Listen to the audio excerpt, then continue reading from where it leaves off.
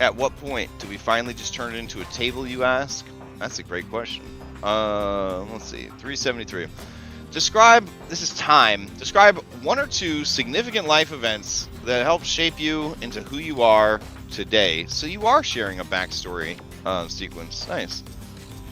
While you ruminate on that, would anybody like to give a summary for a third hero point and third hero card draw of what happened last session? Going once. Going twice. God, Dang. Was... Wow. Alright. Alright, I'll go for it. Sold to me. They're really milking the drama there. Can't get my mic to work. How are you gonna do a recap then?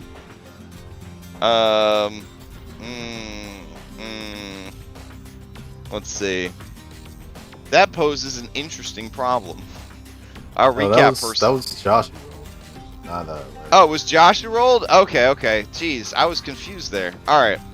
Then we don't need to worry about the bike. Alright, let's go with Zenny. What happened last time?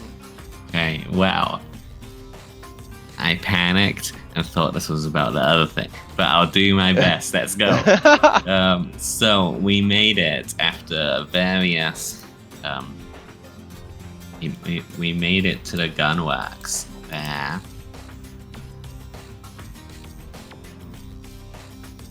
there was a lot of like subterfuge and discussion with how to go about. We came up with various plans, but in the end, we just sort of like walked up after chatting in the saloon, which was of course preceded by us getting into the place in the first, to the gunworks as a whole, which, as everyone knows, is like the gun manufacturing, research and development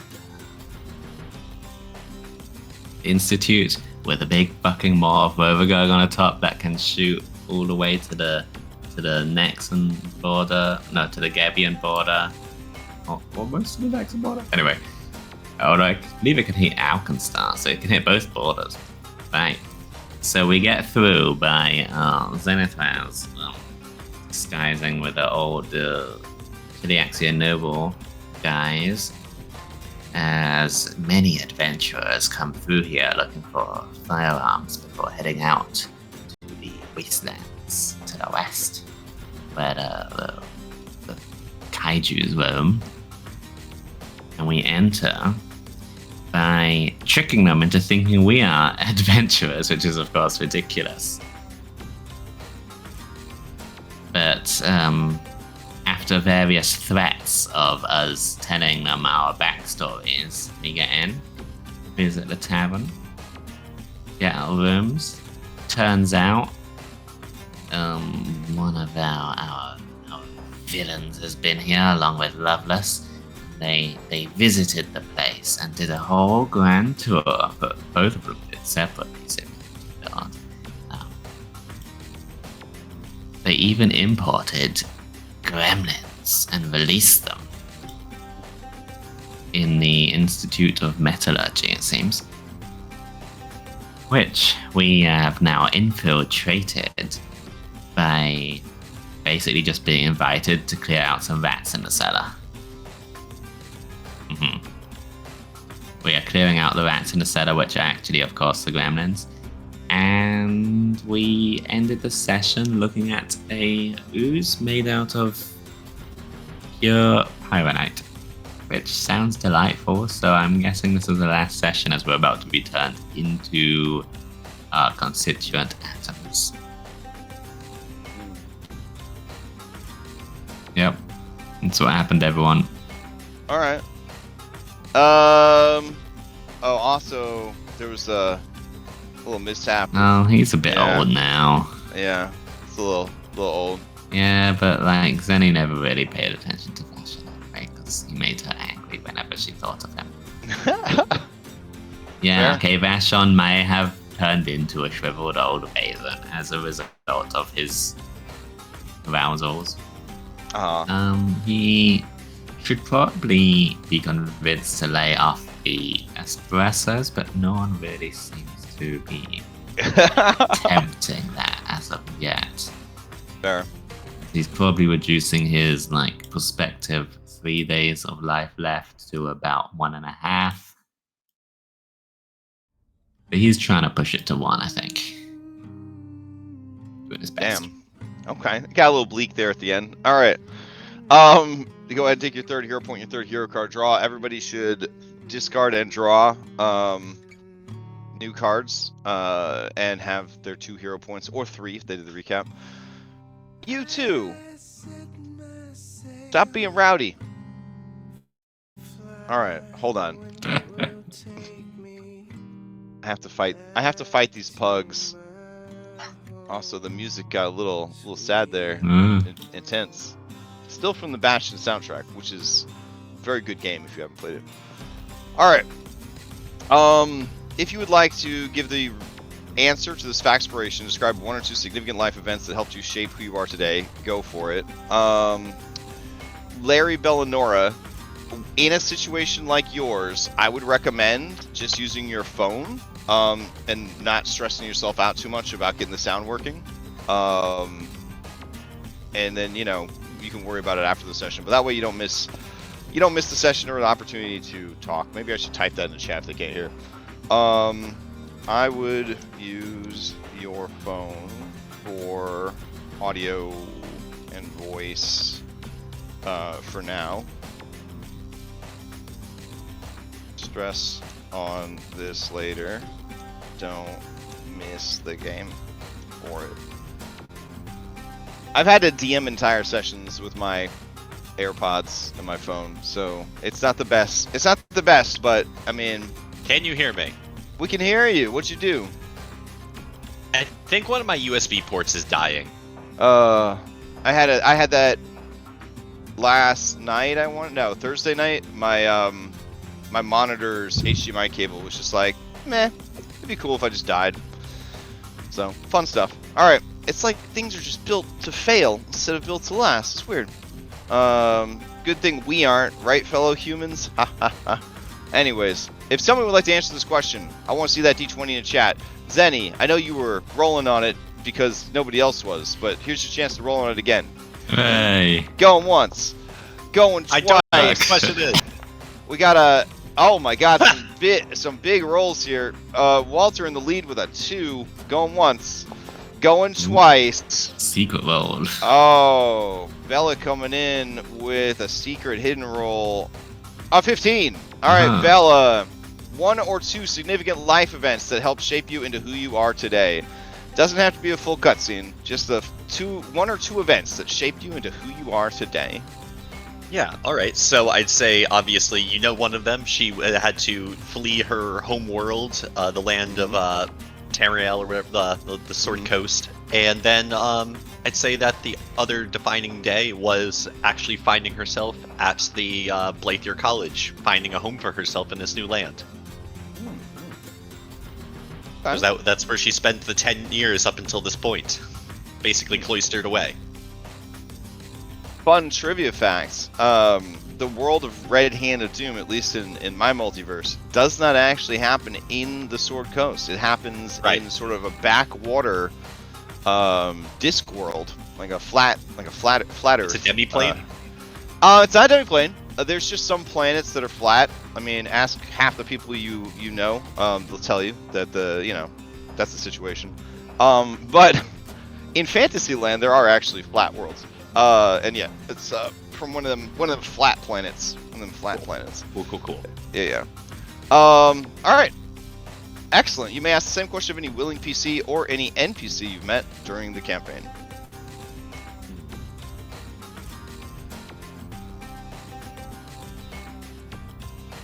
I'd like to know Vashon's. Okay. Let's see. 2 major events that changed Vashon's life. The first is the Cradle of Courts. He was scared straight. Not actually straight. Like, you know, if there was a cute halfling in his early 20s that was looking for a daddy. Anyways. Blame him. Yeah, but like on the straight and narrow. Like, he realized that life is fleeting, and you You can't just be an asshole to everybody the whole time. Is that what you're going to be remembered for? Etc. Etc. So he found a little bit of religion. It didn't stick quite well, but the general idea of be less of an asshole definitely did. So he really legitimately, he promised, if I live through this, if I'm not a ghoul anymore, if I get back to Alkenstar, I'm gonna change my ways. It was very Christmas Carol, coming to Jesus moment, and so that's one. Imagine what the other one is. The other one was when he was assigned a college intern assistant, and he didn't want one. He hates working with anybody. He's a total asshole, and it ended up being one of the most brilliant minds he'd ever met, one of the most beautiful women he'd ever met, and she changed his life. She opened up to him the idea that maybe there was someone out there who could keep up with him. That maybe he could do something with that. Now, admittedly, he's a disaster of a human being, so he couldn't do something with that successfully. But it opened up like a new timeline, as it were, for him. And those are the two things that happened. All right, well, thank you for that. All right. That's fine. He'll be dead in like 3 days, so it's okay. I think he deserves like a D100 roll. Like if he rolls a certain number on it, he just dies. What we'll do is every day we'll roll a D100, and every day the value will get 1 higher. So there's a 1% chance to die, a 2% chance to die, a 3% chance to die. So that gives him possibly 100 days left to live. That's pretty good. That's at least the rest of the campaign, I'm assuming. Yep. All right. Let's see. There were round earthers on Discworld, but they fell off. That's true, because they couldn't keep their balance because they were so used to being around. Idiots. All right. You guys are down in the basement. You're in the middle of a fight. It's not really a basement, but I guess it is also a basement. You're in the Crucible. Let's see. Where is that Crucible at? Nope. Hall of Crucibles. There we go. All right. This is one of the nicer. I like this map. It's a fun map. It's a fun monster too. It's hard to run, but it's a fun monster. Let's grab some music for it. All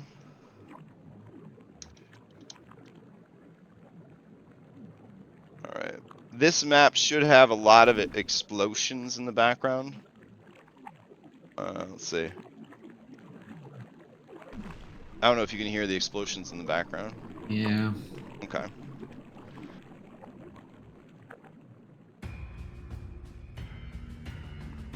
Okay. And then we don't have an active stack. We didn't have an active stack last week either, right? We were going off of B team, or no? He showed up right at the last minute. His internet was going in and out. All right. I don't know what the story is this week since he's supposed to be running the game this afternoon, but we'll see. So I'll replace him with. Oh man, this is pretty intense. Return to Slime, theme of Slime God. All right. I hope this monster can live up to the hype of this music. Like, holy shit. All right. So we'll keep his mini for now, but know that he does have his B team ability. So, and would not be active in the game. What is his B team ability that might be useful for this fight? Great question. Let's see. B team stack. Where is he? Do we not have a B team stack? No, we Let's definitely see. do. He like re-rolls wild surges. Okay. I guess I didn't make an actor for him. My bad. Okay. It should be in the document though. All right. In that case, let's get to it. Slime's rolled in. You guys are rolled in. Ketrin is here. That's right. We need to Yeah. add Ketrin. All right. So Ketrin, I'm gonna put you up at the door. Okay. All right. I changed myself from B team to active, so that's done. Beautiful. All right. So roll yourself into initiative, and then we'll get going. All right. It looks like Walter, you won the initiative. What are you gonna do about it? Game should be unpaused. I can see that Zenny is on edge now, right? Yes, and probably pointing into this crucible. Oh, into here. Oh, shit. Yeah. Well, is that? I mean, I'm assuming Zenny. Are you at least pointing in there? Or? Okay. Is the crucible like on its side then, and that's where Yeah, all this yeah, metal yeah. came from? Correct. It's like a big ass cauldron that's on its side. All right. And there are controls that basically can move the crucible back into an upright position. Just have to find them. Yeah. All right. I actually see it. What you could see is what you could see, so you'd have to move probably. Okay. In your mini right now, and yeah, you wouldn't be able to see the creature. Then Walter, he's going to sneak as his movement.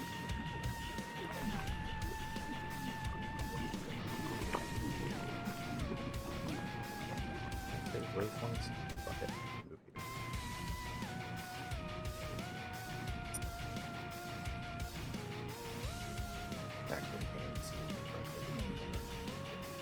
Then he'll just. You can definitely see it now. Yeah. All right, targeting. This one action. This out other routes. All right, second action. He's going to hunt prey onto it, Okay. and then he's just gonna take a shot.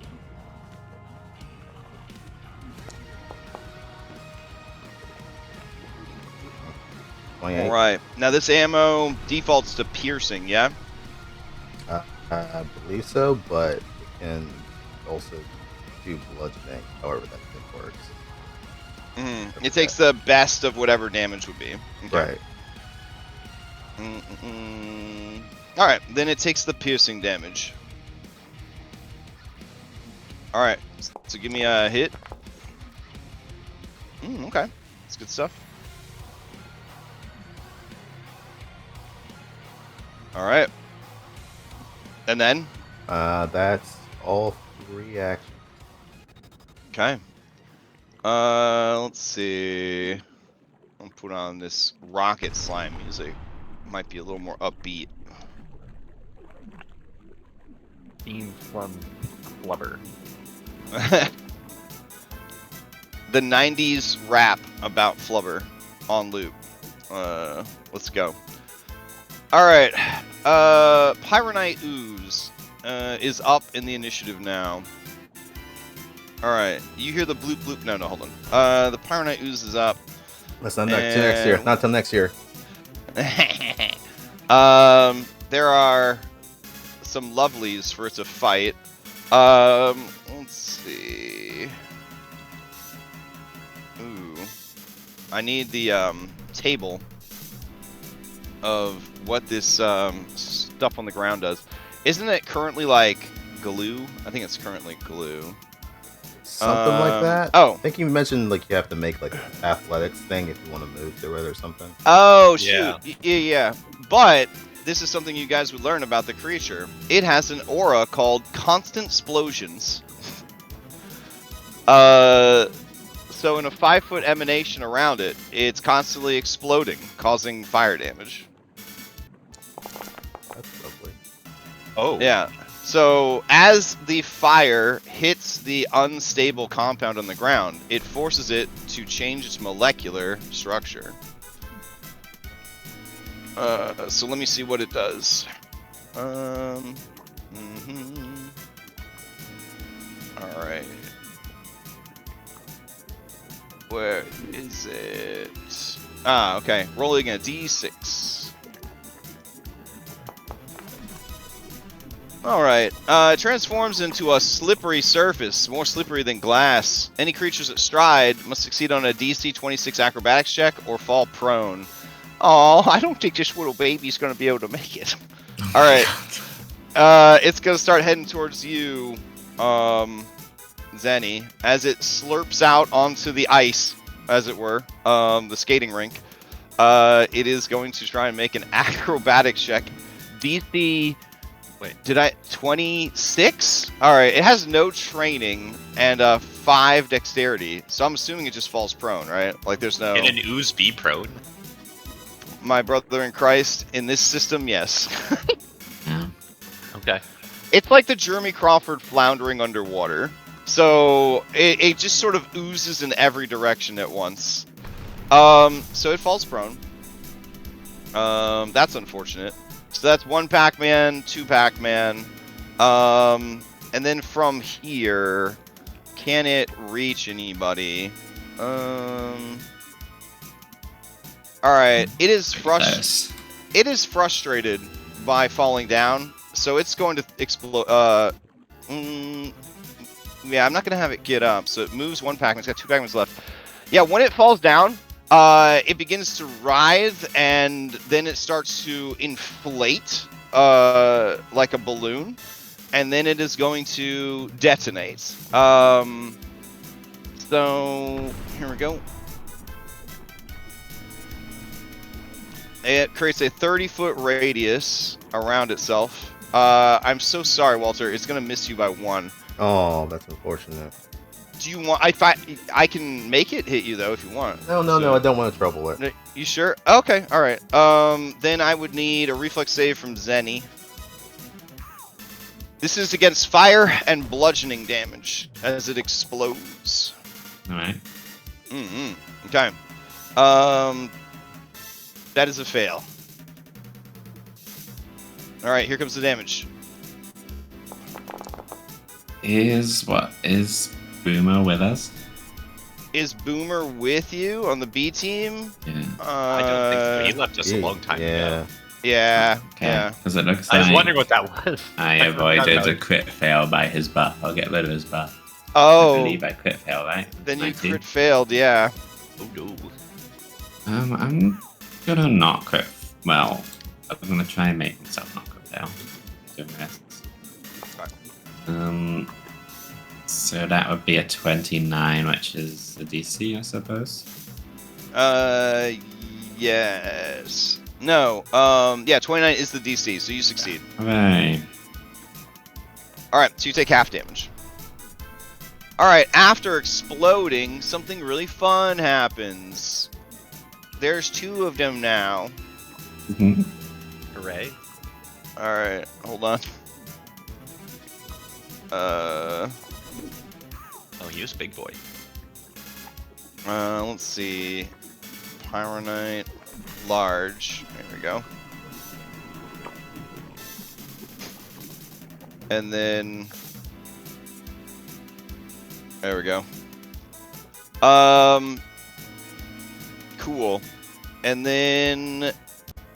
Let's see. This will be the primary one. With the red dot. They will be prone. Oop, there we go. And then this new guy will roll into initiative. We'll make him orange. Alright. Alright. Play passes to Bella. So, wait. Before I go, For the purposes of my hunt prey, does it just dissipate because there's now 2? It's technically the same entity. you'll get both. Okay. Yeah. I feel like it's like a worm, you know? Like, you cut a worm in half, and like you still have the worm, but then you get another worm, so the original worm would probably have it. I do kind of also ask that because I think it's a much later ability that I'm able to mark 2 targets at once. In this case, it's one creature. Okay. sorry, go ahead. Before I go, could you give me the faxpiration exemplary fax so I do not forget? Oh yeah, sure. I'm going to stride into the room. That's 1, 2, and then go down. Oh, stack the deck, you're down there. I feel like clumping is going to be a bad call in this match, but I need to be able to seize it. Alright. I feel as though I can see it right now. Will it have substantial cover against me? Let's see. I wouldn't give it greater cover because you can still see like a decent chunk of it. But I will give it some cover. It's a slime, but for slimes, it might have the highest AC of any slime I've ever seen. Which is pretty remarkable. I just... Alright, so you go. It's got standard cover if you try to go for it. Okay. But it's prone and it's a slime. I mean, Oh, it's prone. you know. Okay. Yeah. So, I'm going to first, with my second action, devise strategy. Nice. Alright, and then I'm going to then follow that up with a free action, recall knowledge. Oh, okay. Okay. Alright. Let's see. I have to give you 2 informations on this one. But I can tell you a little bit about it. With the discovery of the incredible gelatinous explosive called pyronite, it was perhaps inevitable chemical monstrosities made of the stuff would soon follow. So-called pyronite oozes sometimes spontaneously manifest from stockpiles of pyronite or other powerful explosives, typically amid mana storms or when affected by powerful chaotic magic. Pyronite oozes have an extremely unstable life cycle and are defined by their ability to continuously explode and reform themselves. A pyronite ooze's violent explosions hinder observations, making it difficult to learn anything about the volatile jelly. To complicate matters further, pyronite oozes seem drawn to other unstable alchemical concoctions, which they basically are a slime that is obsessed with splosions. You may ask 1 question, of which I will give you 2 answers. What is its weakness? What weaknesses does it have?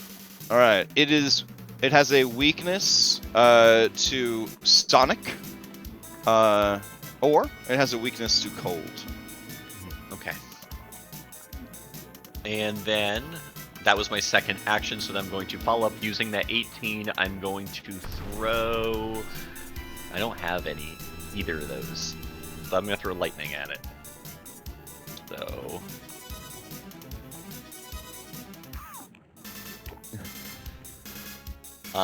So I'm going to get a 35 on this. All right, that's going to be a critical hit. Okay.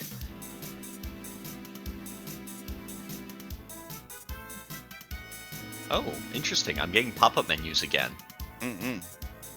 I'm glad.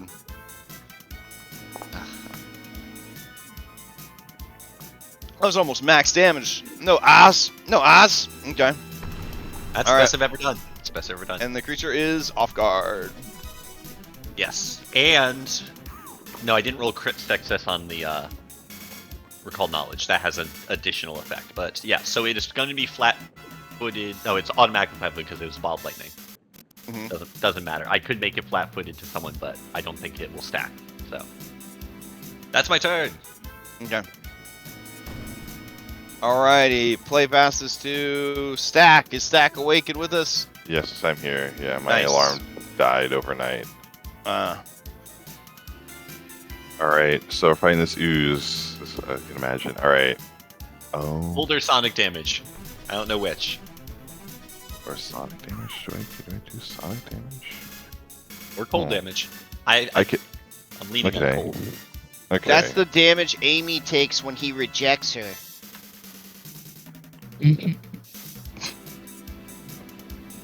Alright, I think I could have a thing where I can make my fire damage into cold damage. I haven't really used this feature. Okay. Well, first I'm going to use. Well, let me step away from Bello. Thank you. I will use Stir Strike. Wait, no, I already moved. No, now I will spell strike with my bow staff. Here is your d20 roll for the spell.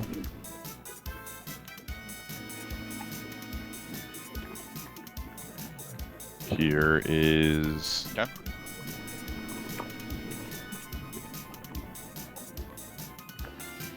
Here's imaginary weapon.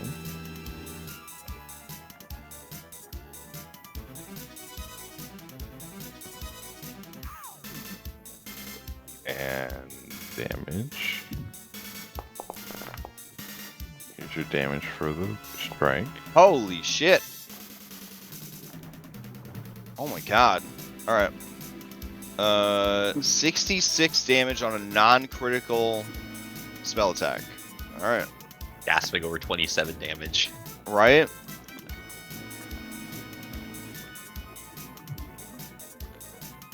Okay. It seems to take the damage. Oh, okay. I'm done after this, so yeah. Okay. Alright. Play passes to Katrin. All right. I'm gonna move this way. Okay. So all of these spaces that are sectioned off with the pink border, that would put you on the, at this point, very slippery surface. Yeah. Yeah, I'm gonna avoid If that. Okay. If we made that save from last time, because I stepped in it last time, do I still have to make it again if I step No, back it in has it? changed molecular structure since the last time you were in it. But even Oh. then, you would have to do every time you step into it. Okay. All right. Yeah, it's not glue. It's slippery now. So I can see this thing. Yeah, It yeah. appears to be constantly exploding, so I don't really want to get next to it. I'm gonna move again. I'm gonna jump over the spot. Alright. Good question was asked. Does floor goop interact with ghost? Yeah, she hovered.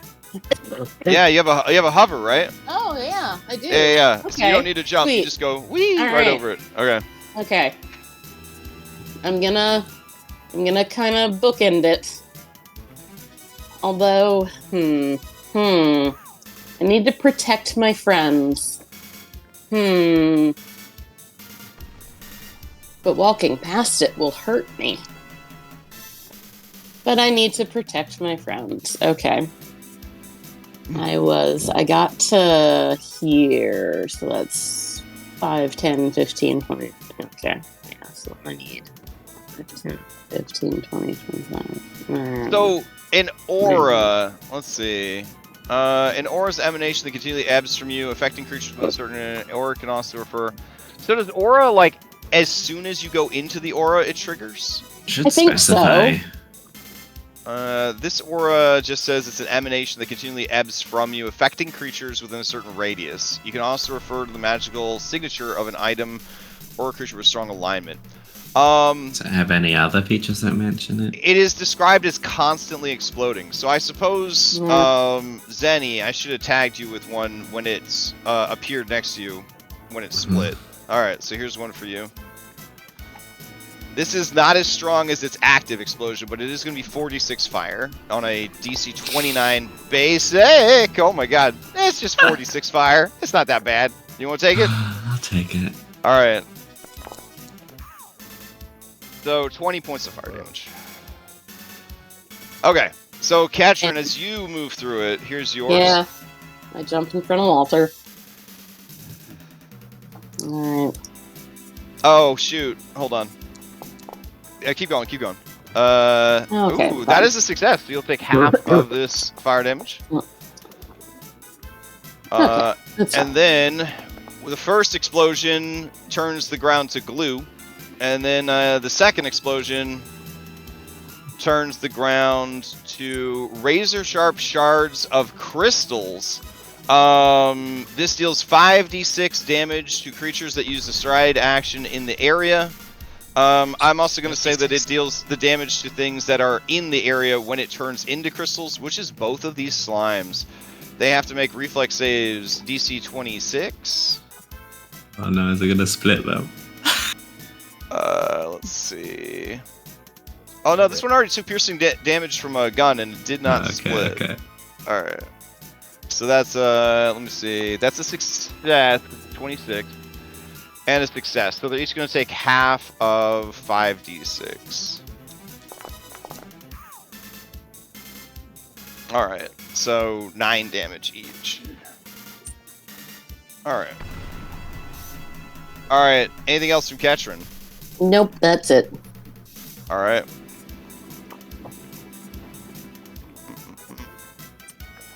All right. Zenny, you're up. All right. All right, so Zenny, you already got tagged by this aura when it moved in with you. So Yeah. basically, if you move, man, I gotta figure out how this is affecting you. But for now, Another just keep aura going. has said when it does its thing. I've never seen one that just says aura, it doesn't elaborate. Well, Maybe it's just a Foundry transcribing error. maybe. I can look it up, Um, but keep going. I'll do my thing. In the meantime, I will exploit vulnerability on deceitful. Haven't it? Aha. Okay, so this tells me it has a weakness, you guys. Mm-hmm. It hates cold. My Wow. secret. Yeah, I will sheath my my rapier with like coldy crystals, you know, like a little chemical reaction from Alkenstar that makes things cold. Oh, here we go. I got it. Auras have 2 different timers, triggered and continuous. This is a continuous. That applies immediately when a creature enters or starts its turn within the aura. So you would actually get triggered twice. Go on. Once when it... Alright, so here you go.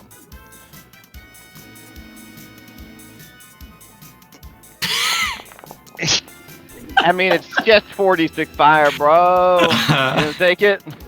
I'll take it. Alright. I'm not spending a hero point to avoid Alright. 10 18, damage. yeah, 18 damage, I guess. Alright.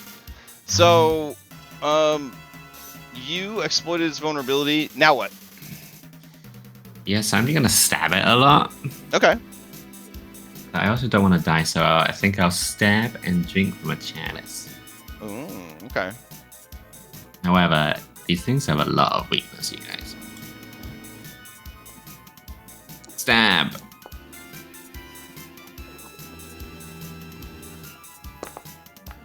$12 damage. Or is it 27 damage? Find out. Let's see. It told me a weakness 15. Yep, 27 damage. Man. I used Vashon's infusion point for a soda today. I mean, surely you have bombs. No ice bombs. What do you mean? Look at me. I'm a fire person, Zenny. Alright, what else we got? Anything else from Zenny? Yeah, I need to drink this. Chalice. Chalice is drink from the chalice there. And Doug. Heals me a bit. That's 3 actions. Okay.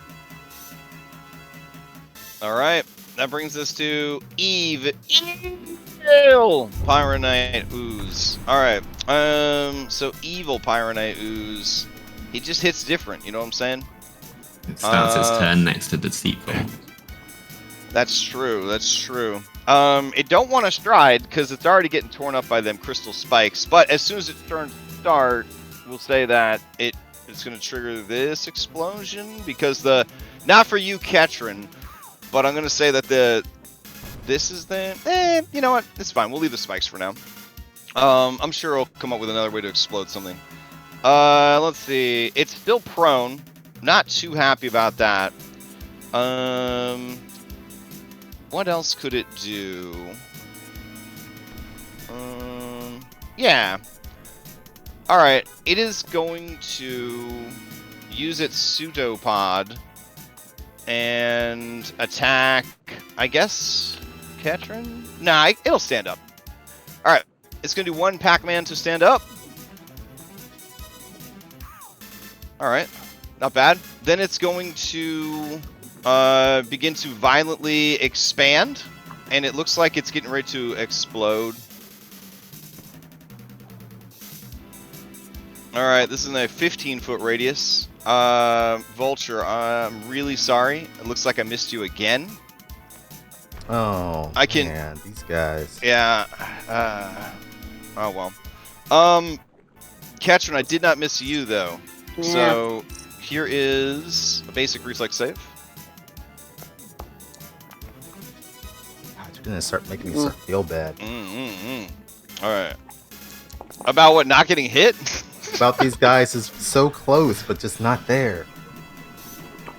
Alright, let's see. Then it's going to transform the area back into slippery glass. Oh man. But as it is, this large boy is gone. And then in his place are two medium boys. Let's see. Where are you, my sweet medium boys? Okay.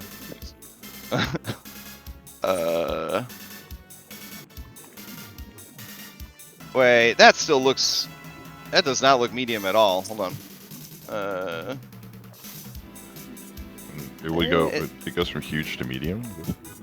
No, it was large. Oh. They should be. Those should have been large. Are they? Did they? That's still huge, yeah. Oh, my bad. My bad. All right. Why did it do that? Oops. Let's see. Oh, okay. Because the token got locked. There we go. So Zanny, it would have been here, and then this one would have been large. Would have been there. Okay. So now it will transform into two mediums. Got it. All right. This is not the first monster I've encountered in this game where I have to like constantly change its size, and then there's all the tokens are locked, so you can't change the size. There we go. Medium and medium. Alright, cool. And then each, this one right here will remain orange, and then his child will be yellow. And then yellow will roll into initiative. Alright, that's the 3 actions for Evil. Play fastest to Walter at the start of round 2. Alright, splitting. I mean, we've been fighting together for a while. What's the range on Ketrin's protective abilities? Oh, whoa, hold on. It's 15 feet. When they split, the Pyro Knight dealing blah blah blah, after exploding. Okay, so I'm actually supposed to space them so they're not touching when they explode. My bad. So we'll put this guy over here. There we go. Yeah, that's All to right. protect him from their own orders. It's for a different feature. Oh, okay. Yeah. Okay. So assume the other ones, when they split, went into too large. I was zoomed out too far to see the difference, and that they were at least 5 feet away from each other. Okay. Walter, it's you. Alright, I'm just going to move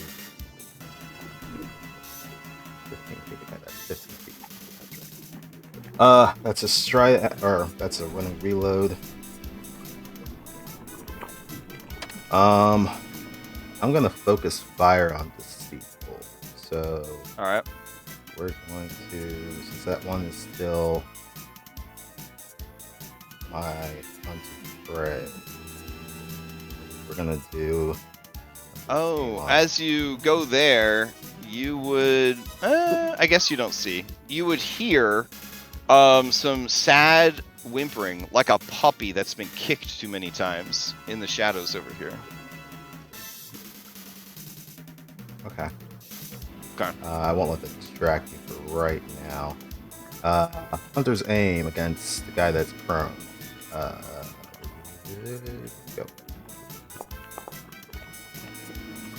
11 Oh shit! All right, that's a critical hit.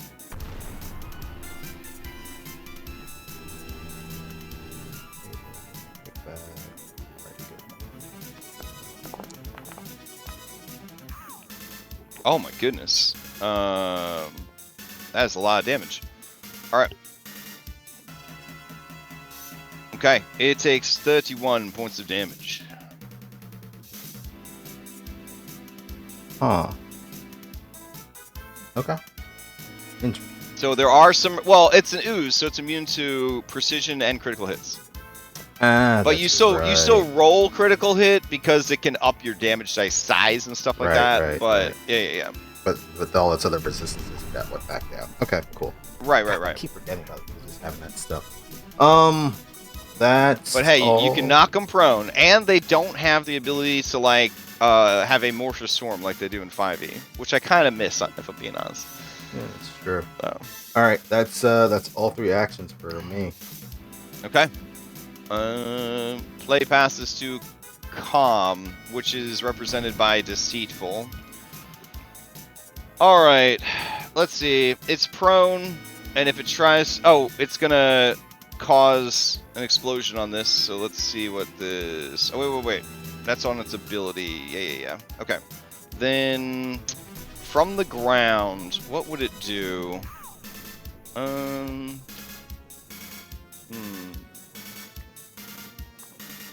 Yeah. Okay. It's going to. I guess it's just gonna swing on Zenny from prone.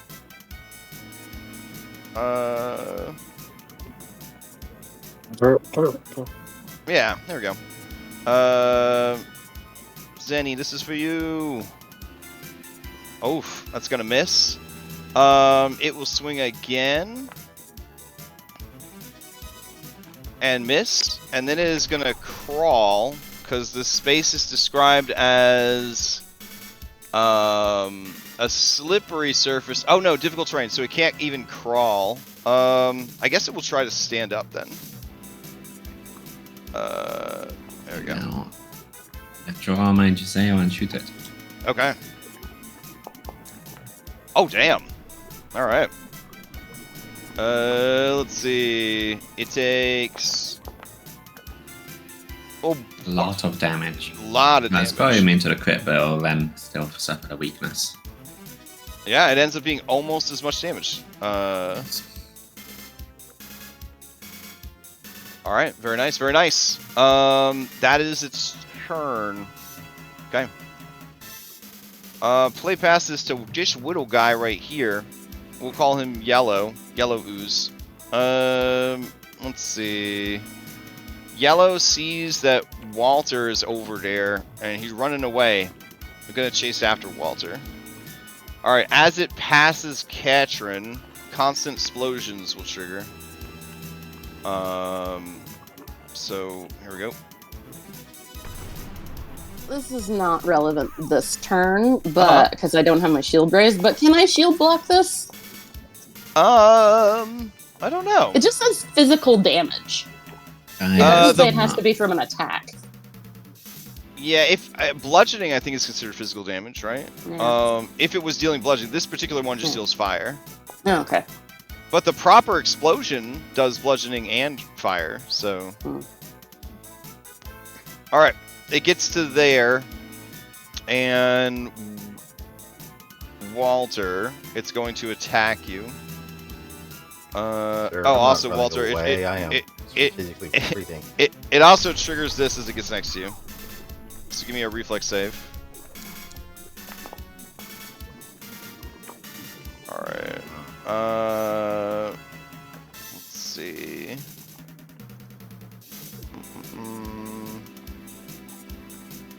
Okay, that's gonna be 46 fire damage.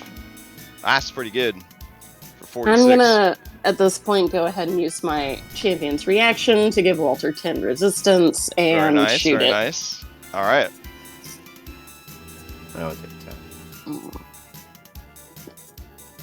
What? I take 10, correct? Yeah, you take 10. Right. It's saying my Flame pistol is not loaded, but it definitely is loaded. Yeah, I assume that Um, the first time you go to use a gun in combat, unless there's a situation we know about, it would have been loaded. Yep. Yeah, Wait, why is it? there we go. Oh. Oh. Yeah, I don't think that stacks. What does your ability specifically say? Is it just halving Um, damage, or is it giving? Resistance. right? It's resistance. Yeah, it's resistance. It's 2 plus my level resistance to the triggering damage. It should be Okay. taking 10 damage, not 2. It doesn't Right. stack because you already have resistance. Well, okay. The reason I'm asking is because I have the brass dwarf, and it's giving me 8% of fire. So hers is higher, so it should be. it Yep. should be So you take the higher number. That's all. Yep. Okay. So that's going to be another. 8. Okay. Nope, not Beautiful. zero. 32 damage to this boy. Except it's critical damage, so it's not quite that much. Yes. It reduces it back down to 6 damage. Oh, God. Really? That's what it says after the calculations. Yeah. Okay. All right. Okay. And now that it's next to you, Walter, why are you prone? I trying to do the damage, and this stupid thing dropped me to 0 instead. Oh. Okay. The thing you do with Roll20 where you type like -10 or whatever, it doesn't always work. It's really unreliable. Yeah. Yeah, we do I have, just- we I do should- have that. I should have done it from I the just token, open not my the sheet. character sheet Yeah. and edit the damage and like just do the mental math. We also have token always HP, which does work in Pathfinder. It's the one that it's got the little red skull and the blue heart or whatever. You can like toggle it on and off. Yeah, I have it on for this fight because of how I have to apply damage to all the different slimes. Yeah. Yeah. All right, here we go. It's gonna try and whap you with its pseudopod. Here we go. There it is. Okay, here's the damage. A gentle 48 points of damage. Now, does that resistance apply for one hit or for the whole round? It's From the you. triggering damage. Triggering, yeah. okay. All right, so Yeah. you got 48 damage coming at you. It is a potpourri of nope, never mind. It's just straight up bludgeoning. I thought there was a little bit of fire on there. All right, it's gonna try and hit you again at map. Here we go. And miss. All right, that is the creature's turn. Play past this to Bellinora. Alright, I can't see anything, I need to get in close. I'm gonna click my heels, activate my blast boots, and take off for 50 feet. Okay. Still in ruler mode. I put myself down here. Oh, it doesn't want me to do that. I guess I have to go here. How big is that aura?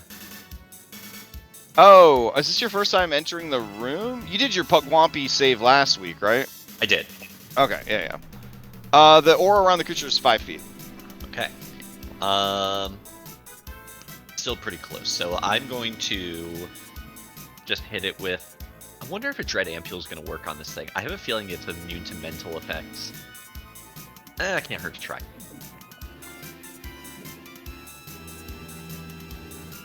Right.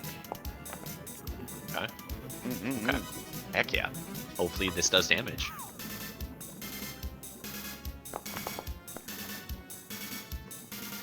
All right, 19 points of brain damage. Let's see Is what it happens. actually afraid? It takes no damage. It's immune to mental. Bad. And it's not afraid. Yeah, I wouldn't be afraid. Okay. And I'm gonna stride because I'm scared now. Okay. All right.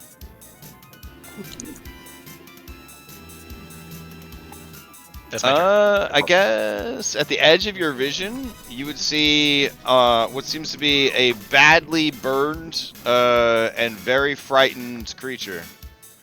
Still alive.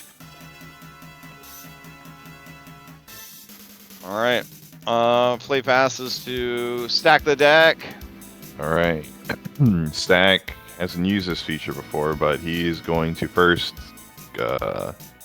cast Fireball Here is your. You want the D20 roll before after, right? D20 before, because it might affect the casting. Okay.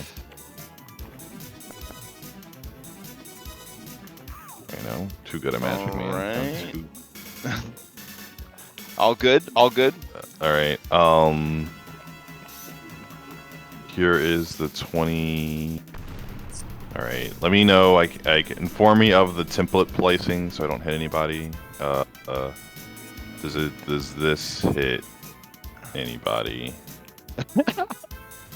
I don't know how you would draw that line since there's a solid object between you and the center of the template.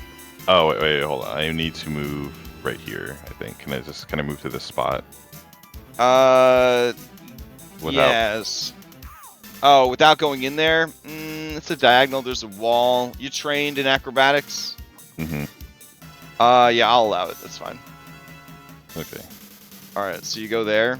Alright, you still have to be able to draw a line to the center of wherever you're going to cast it.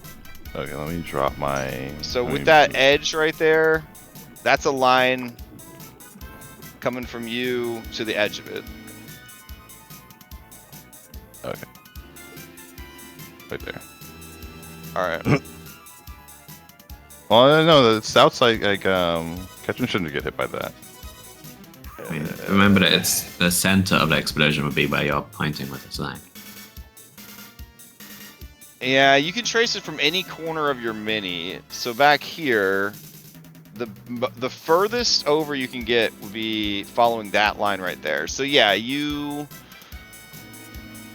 would catch Ketrin if you put it here. I think Yeah, either way, I'll he's catching allow either that, yeah. Katrin or Zenny. Looks like. Let's see. So this one doesn't get either of those. Yeah, we'll go with this Are we- one. This is fun. Are we entirely sure that fire's gonna work? Oh, no, Nope. I got a thing. Okay. Okay. Alright, so, oscillating wave for my psychic, I could remove, if you scroll to the bottom to conservation of energy, I could remove energy to make a cold damage from the... You don't get that feature from your archetype. I don't? I thought I did. Okay. So, oh no, do your thing. You know your guys. I mean, this is a small novella here. None of that is actually the important part, because the important part would be when there's some archetype not in. Okay. So as an archetype, what would Oscillating Wave get you? Oh, wait, well, I'm sorry, can you... Like, as far as the second... Do you not even have access to Oscillating Wave because you're not a full psychic? Huh. Okay, You gain the normal benefits and amp for this side cantrip, but not any other benefits from the conscious mind. So Oh, don't okay, get alright, anything else from the conscious mind at all. All you get from that massive wall of text is the side cantrip. Oh, okay, alright. I understand Yes. now. Alright, well... Okay, so What's after that? all that, are you still casting a fireball? Yeah, sure. Just because I'm Oh, going to go through that for okay. doing it. Alright. So give me the damage. Where did the damage go? Oh, I didn't even do the damage yet. Full damage. 22. Okay. So, as was probably suspected, these creatures are immune to fire. Furthermore, when they take fire damage, it causes them to explode. Let's see. The mediums, however, do not explode. So just this big boy right here would explode. Alright, so this guy is also... No, he's red still, so he goes off to the side.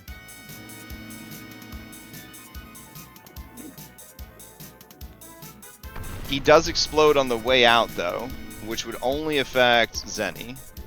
So Zenny, here is a large explosion for you.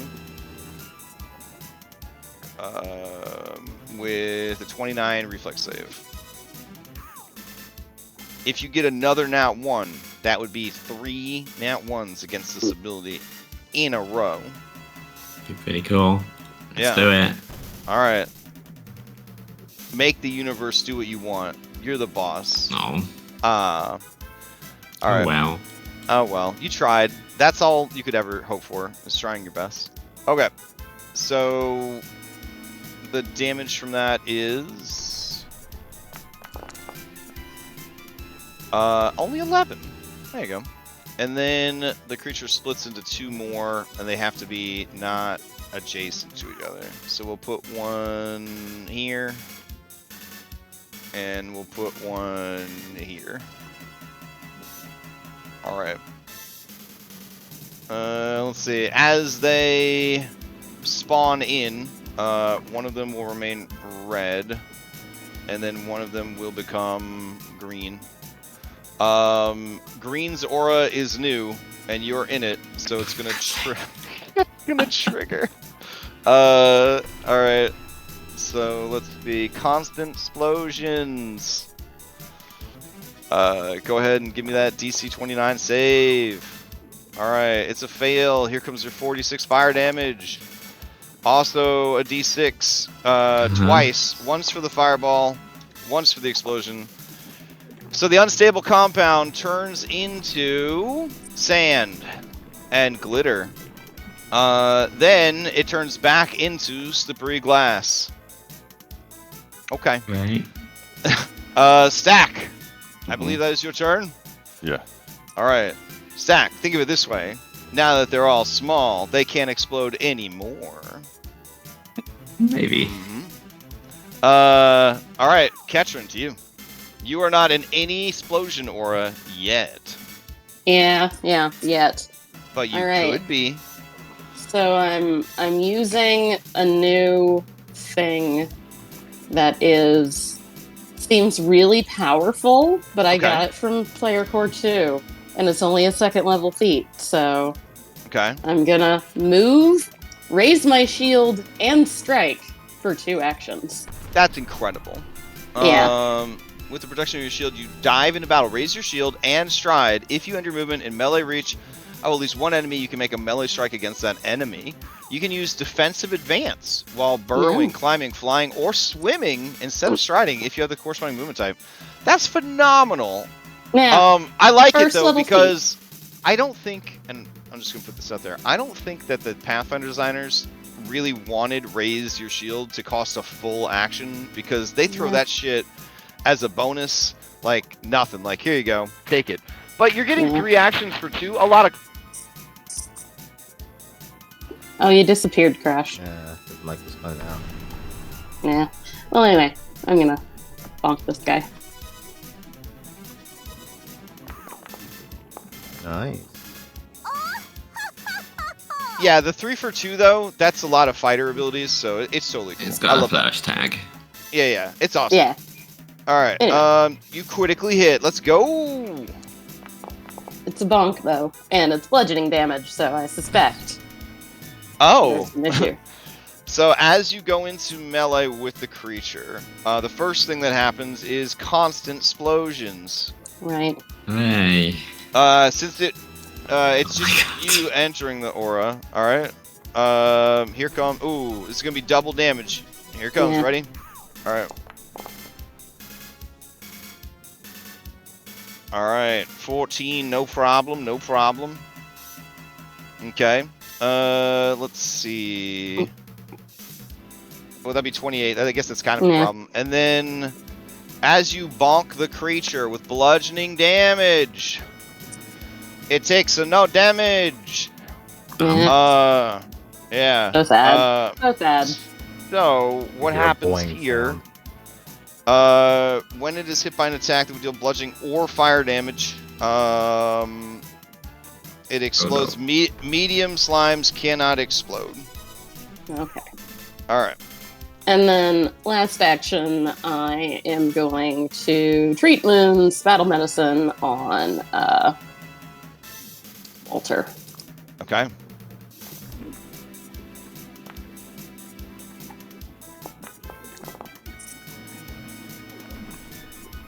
Thank you.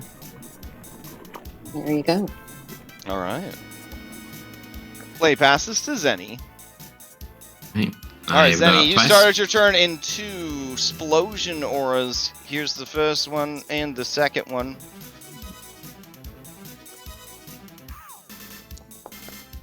Uh-huh. Checks I out. think at this point I should try and Woof. conserve health. Woof! Alright. So, yeah, okay, I succeed first, fail a second. Alright, here's the damage on the first. Here's the damage on the second. Yeah. Okay. Yeah. Okay, and then, so I have a feature, a feat, which comes in handy here, which is sympathetic vulnerabilities. Don't need to read it, doesn't matter. What is relevant is when I don't get to do like my reactions and stuff on any of them, because none of them are like my prey or whatever. However, against all creatures with a name similar to Pyronite Ooze, I still get to apply that weakness.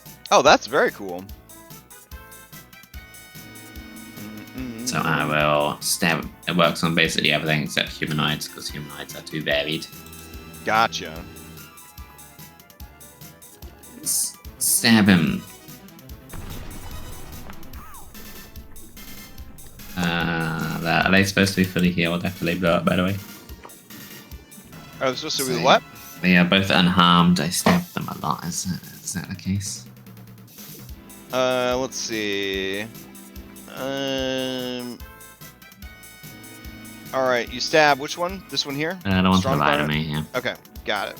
Pyronite Ooze. He's gonna take damage.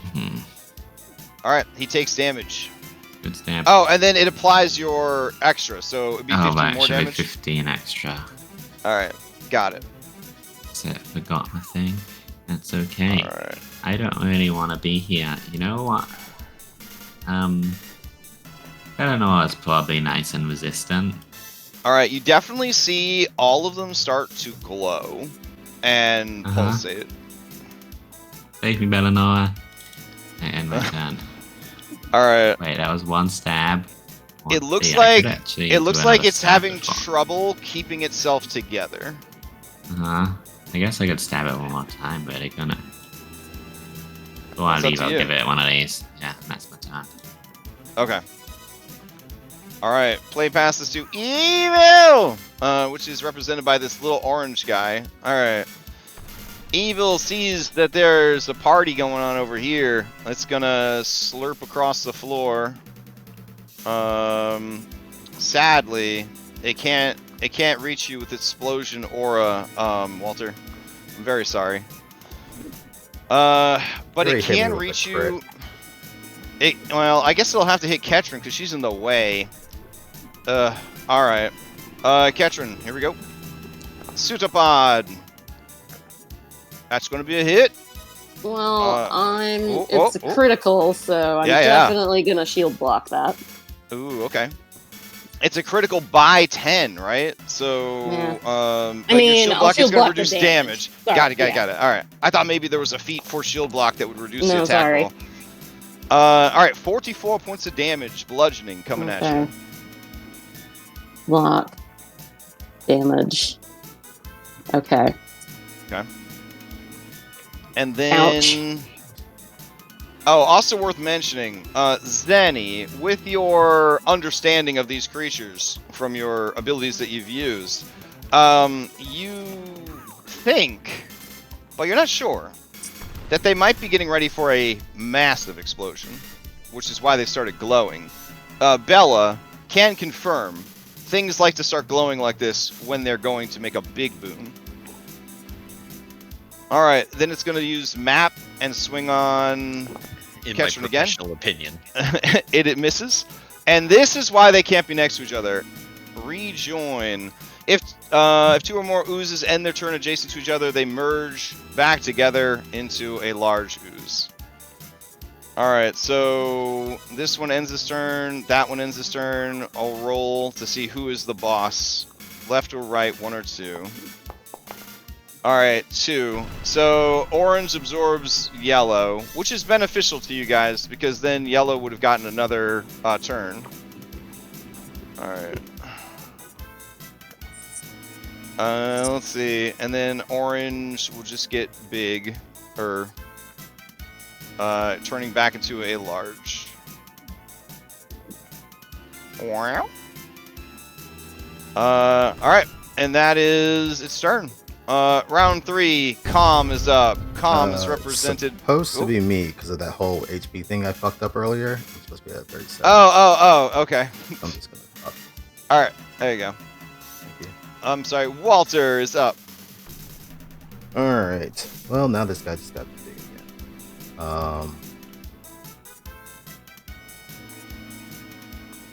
I'm gonna take a 5-foot shit. Wow. Frozen aura. I'm going to.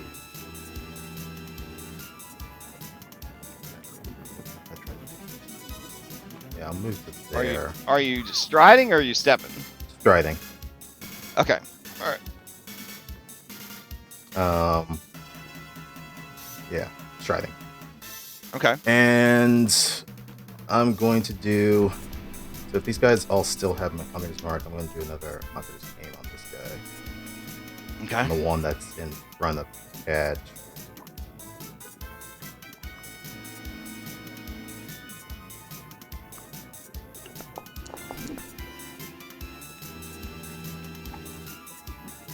$32 for critical.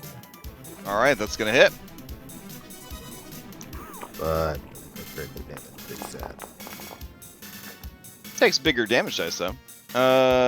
All right.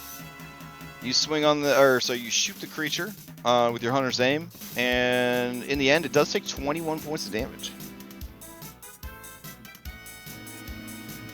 All right, that's it. That's all 3 actions.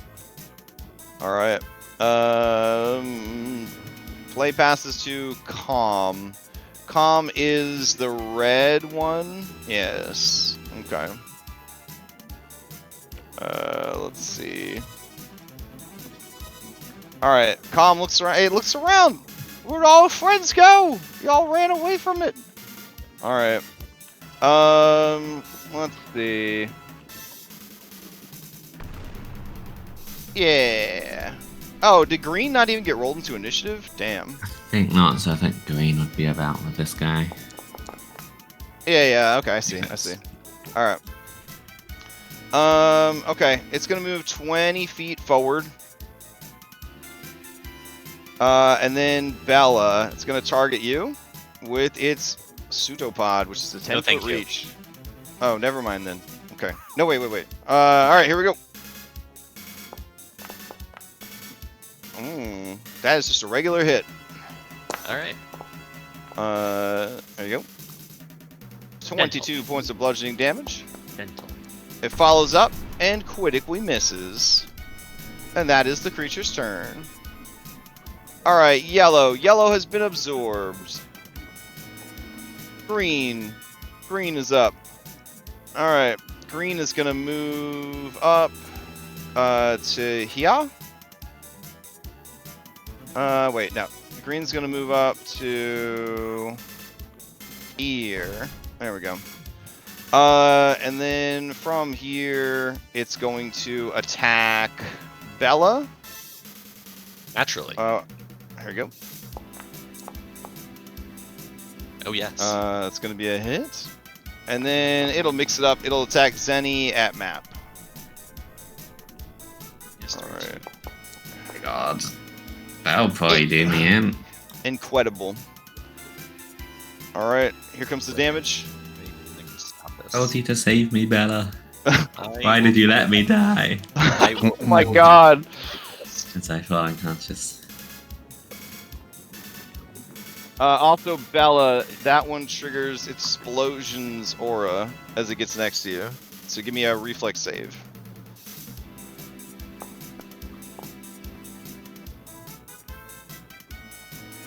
Alright, you succeed, so you only take half of this fire damage, and then any resistances you might have from your heritage. I think it's like 4 now. Yeah, it should apply. I think if you'll end up taking one damage when you If apply I it. hit damage, it'll do normally. Yeah, yep. You should take 1 at the end of the day. Something like that. No, it's Oh. only half of my level. It's really not that much. Oh, okay, gotcha. All right. But you would have taken half damage. I'm saying from the 11 damage. Yeah. Okay, hold on. Okay. And then it ends its turn and it's gonna rejoin. So we'll do odd or even, left or right, green or red. Here we go. Ooh, green absorbs red, which is again good for you guys action economy wise. And then he's gonna get bigger.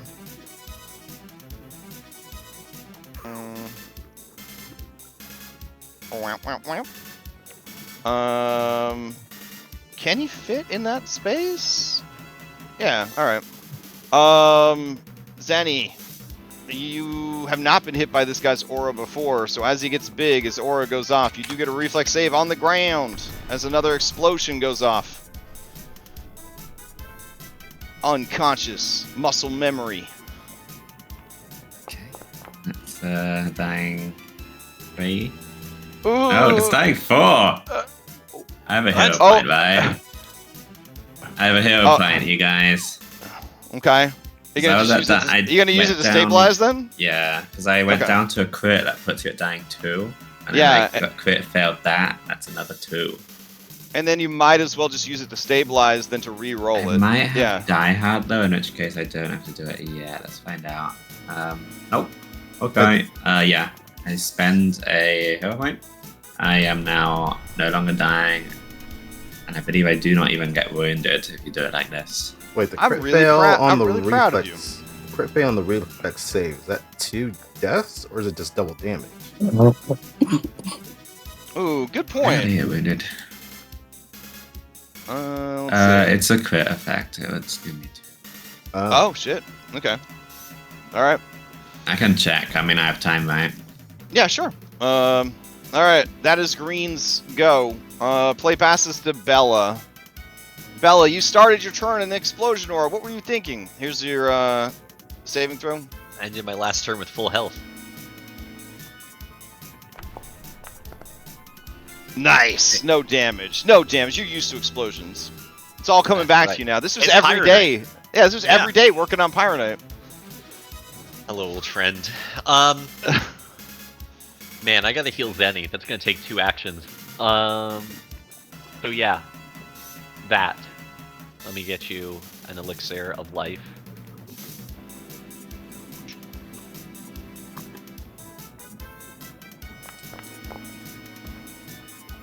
Decent healing. Okay. Go ahead, Zenny. You take that. I don't like where I'm at. I don't like this. It's not where I belong. Share that sentiment. They're also about to blow up. You did this to me. I did this. You did this. You didn't save me. I did save you. I have just saved Oh, you. that's actually true. Alright, that was 2 Pac-Man. Does the Pugwampy look aggressive? It looks Does it it looks it looks like it has 1 hit point and it's badly burned and it's gonna have Soul Survivor background if it tries to move on with its life. Cornered dog kind of vibe? Oh yeah. Okay. I'm going to activate my blast boots. Where am I going? Where am I going? Maybe back to the entrance. These blast boots have more than 1 activation per They encounter. I don't. Oh. Yeah, I keep thinking that's just a single boot, but I'd have to put on a new I can only do that once per night. Right. Have we seen them do attacks of opportunity? Not so far. They're too busy exploding. I don't want to be next to this thing. Okay. Thank you. All right. You heal your friend. Sorry, you heal your ally, and then you rush off. All right. Play passes to stack the deck. All right. Who's this guy? 20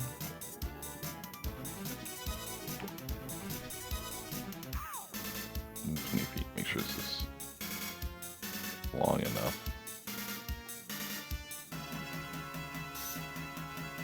surely lightning damage will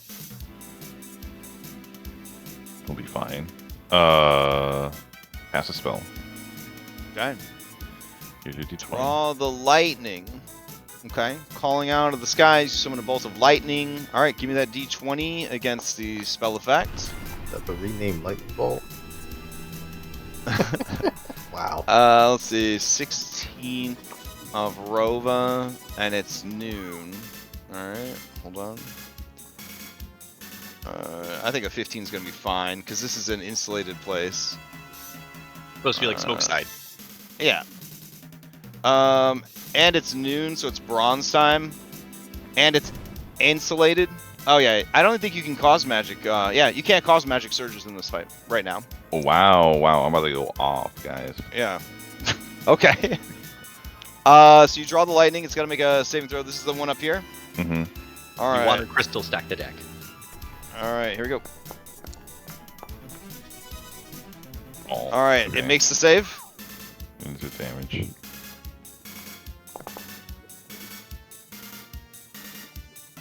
And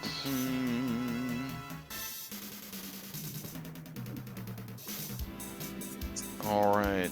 19 damage. It takes all of it. awesome. I'll use Arcane Cascade to recycle to get my focus point back. And I will use cold damage.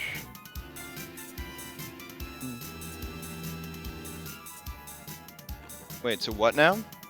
Oh no, it's like all my to recycle the magic. I could pick a Oh, the okay, damage gotcha, type. gotcha. Yeah. There we go. I'm done after that though.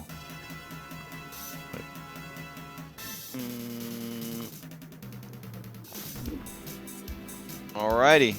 Play past this to Ketrin. Ketrin, you're an explosion aura. Oh yeah. All right, give me that dex. Reflex save. Right, no problem. Just full damage. Here you go. Mm. All right, 12 points of fire damage. Mm. All right. So What yeah, now? I'm gonna run away. Okay. I'm gonna doctor's visitation on myself as I do it. Smart. Okay. So I'm gonna run back here. All right. As you target rush up, myself. you see this little pugwampy, and it's badly burned. 1 hit point. It sees you rush up and start pulling out bandages, and it gets a hopeful look on its face, even though you're a spooky ghost. I mean, okay. No. I mean, I physically can't not. I know. help it. So, oh well, that sucks. Let me hero point that. Okay. Okay. Okay. Oh damn. Okay. Yeah. So that's Was that, and now was it that for doesn't. you or for the creature? That's for me. Okay. So I got a 4d8 plus 15. No, plus 20. Because Hell I did yeah. expert. Right? Is that right? All right. Sounds Yeah. good. Okay. That's my heal for me. Mhm. And then I'll move up to it and I'll heal it. Sure. Why not? I Okay. physically can't not do so. All right. So let's see. That'd be 1. Doctor's Visitation's 1, and then 2, and then 3. You're gonna battle medicine Yeah. the creature. All right. Yeah. Hell yeah. There you go, little buddy. All right. It's shaking like a leaf, like a scared little chihuahua. You're familiar with the scared chihuahua. There's only 2 modes: Yeah. scared and murder. All right. It receives healing. I will It- say, it- it's okay, little buddy. We're here for you. It barks and yarks at you in a language that sounds like Colo. Null. You've heard it. Yeah, you've heard it throughout the campaign. I don't know if you speak it or not, but it says not. stuff to you. All right. Email is up. All right, that's represented by this orange one. Huh? There's no one left to fight except this guy right here. All right, Walter, you entered its explosion aura, you fool. Did I enter or? That came I mean, to me. It came to me. I mean, I'm gonna interpret it as you entered it. I don't know. It didn't I would ask definitely for limit it to consent. once per turn because I don't want anything with auras to do this. You know what I'm saying? And just like keep Yeah. making you enter. That seems kind of shitty. I haven't seen anything this exploitative since the 5e fire elemental that can literally just move Walk around the map, through. setting everyone on fire. Yeah. It can just hop skip through people. No, What? no Who would problem. do that? That's crazy. All right. That sounds like an abuse of an ability. No, that's design. It's all design. All right, good. Save. So you take half of this. All right. Alright, I take half of that, and my resistance to fire also kicks in. But I take 1 All point right. damage. And then it is just gonna try to literally whip your ass. Here we go. There's one ass There it is. whipping, and there's two ass whip. Oh no, it missed a natural one. All right. Here is the damage. A gentle 40. I am the tank now. Yeah, you're doing great. Feels like a Tuesday night. No, all the non-tanks are tanking. It's good stuff. I mean, I'm just gonna yell, "Run away, Walter! Run away! You're glowing." I know, but then he turns and he sees the little one that's right next to you. Walter, I can't believe you would. Why would you start your turn of this explosion aura? This is crazy. I Here you don't know. Something's so wrong with me. go. All right. Give me that reflex save. Here comes some fire damage for you. You gonna take it? Be 46 full. I'll spend it. There's probably. Oh. Okay. Oh. All right. I'm gonna roll it. Here you go. Yeah. Let's go for it. Gentle. Look at that. 13 damage. No problem. No problem. All right. What are you gonna do with your turn? Alright. That damage. That gets reduced. Oh boy.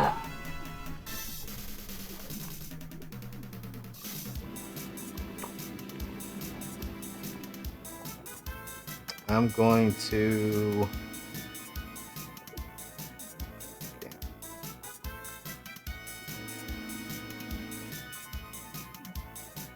Not a whole lot of candy. I'm gonna running reload and do a 5-foot jab Okay. from it.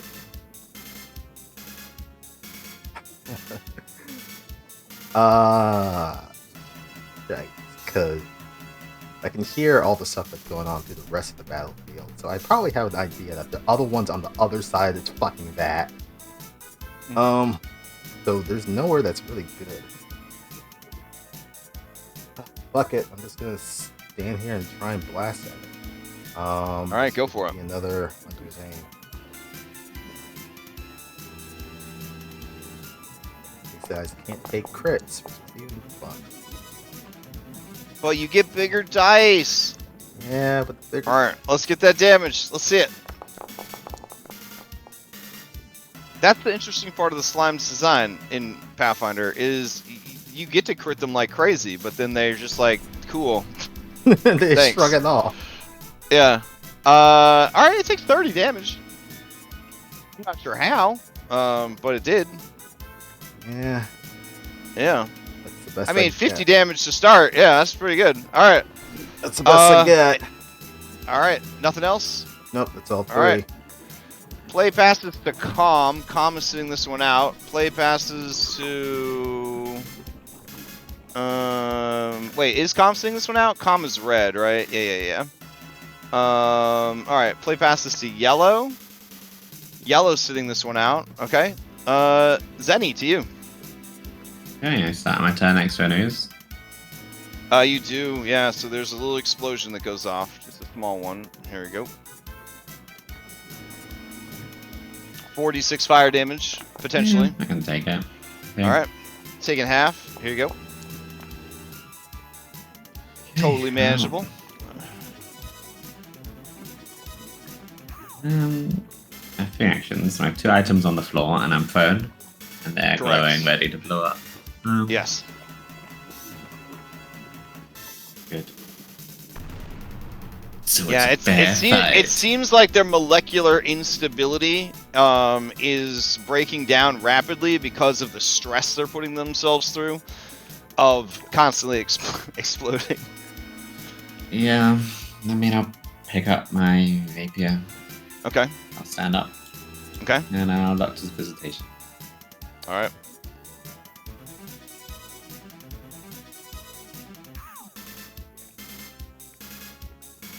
All right, 1, 2, and 3. All right, this green one is up. You ran around a corner. Oh, that's so far. But you're right there. Yeah. It's gonna move up to Said you have Bella. forsaken me. About to blow up.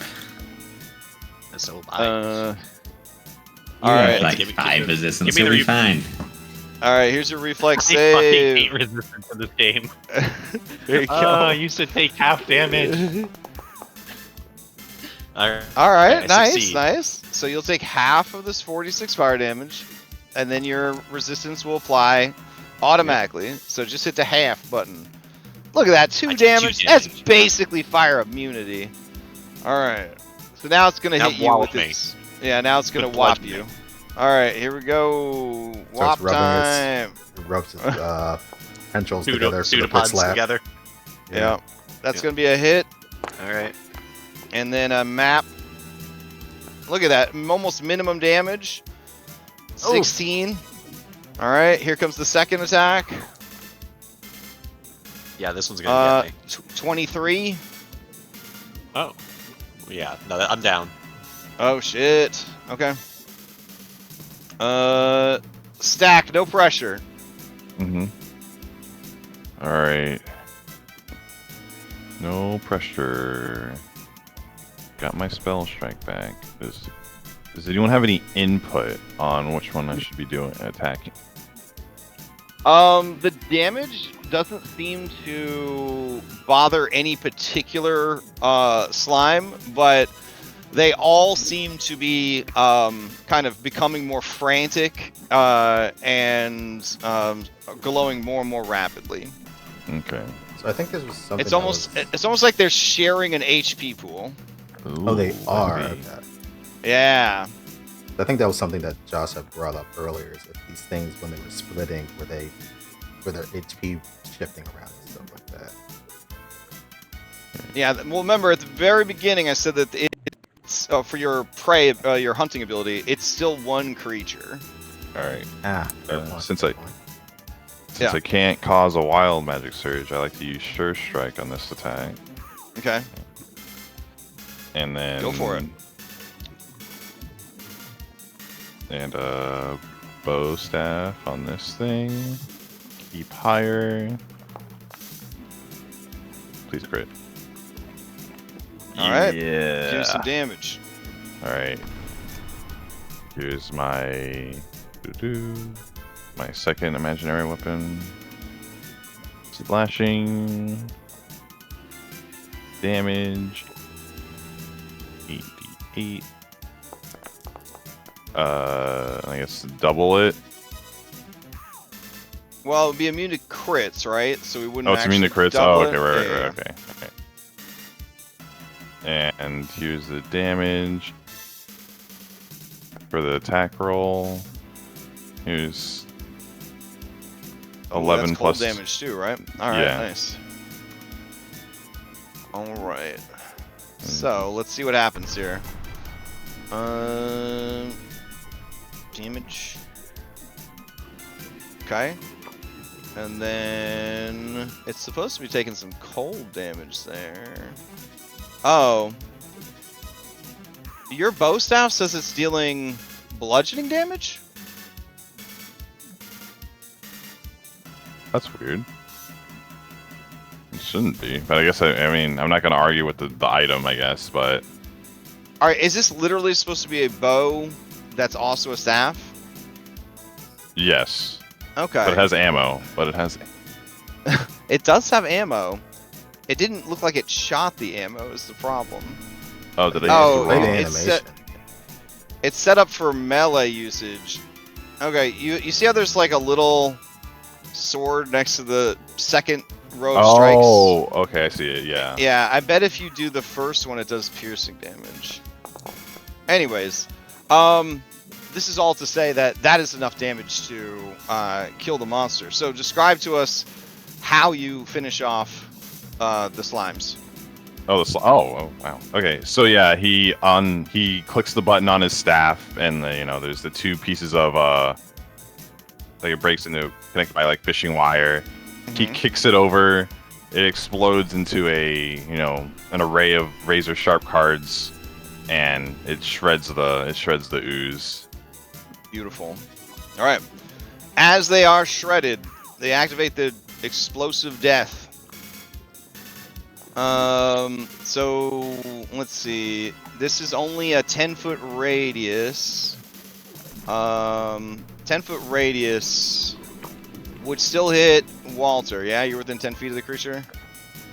Yep. And then Bella. Those are the only two they're gonna hit. So Walter, here is your death explosion. Give it the golf clap as it goes out. You hit me with an explosion, buddy. Good job. That's what it's all about. You take 3 points of damage. And then... that was I'll very take my- anticlimactic. I'll take my 2 death saves. Wait. That might be because I hit the medium one. Hold on. These are large ones, right? Let me see. Does the large one have a bigger explosion? I don't think it's much. I don't think it's going to make a big difference. I think only the huge one has like the real nasty explosive death. Nope. That would be it. It's just a little bit of damage. All right, so Bella, here's your reflex save. I had to step away for a second. Could you roll for me? I'm just going to take 2 death saves no matter what, unless I succeed this. Or no. Oh, you'll just take one. Yeah, well, I'm unconscious. Oh, okay. Let's see. You would take... Noise. 1. So you take 1 more. All right. So your dying value goes up to dying 2, I guess? Yeah. Alright. So because you are dying, we will stay in initiative. Alright, Stack, anything else in your turn? Oh, that's all my actions. Okay. Play passes to Ketrin. Alright. Oh, wait. Did this guy... He didn't die. Okay. Oh, my bad. I was supposed to delete the miniatures. Yeah. The only reason you're still in initiative is because Bella is dying. Oh, okay. Well, in that case, I don't see Bella, but I guess I heard Bella cry out. So yeah, in the explosion. Yeah. Oh. There she is. Yeah. There we go. And then the last one will have to be a doctor's visitation. Here you go, Bella. Yeah. Damn. Nice. Come on. There we go. 8 wounds. Expert. And that will end the initiative. Oh, yay. Beautiful. Fuck yeah. There you go. Thank you. Woo.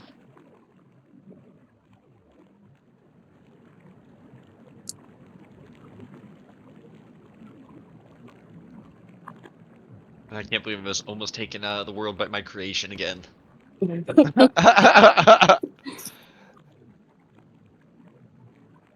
gonna run back to our little puppy friend, and I'm gonna do another. It's gonna be all right, little buddy, and I'm gonna yell. Does anybody speak Colo? No. Well, anyway, it's gonna be all right, little buddy. And I'll just pat him on the head. Okay. Anything information we could glean from a recall knowledge on Colos or on these things? On Pugwampis? I would allow a fresh round of recall knowledge checks.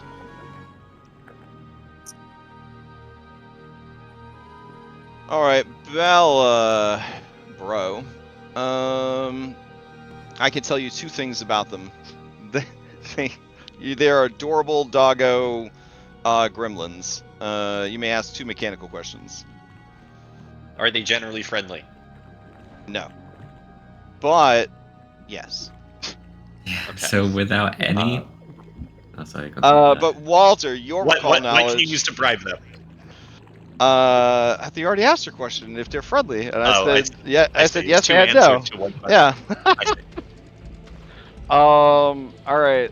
But Walter, here's what you know about Pugwampy that may have been discussed last session.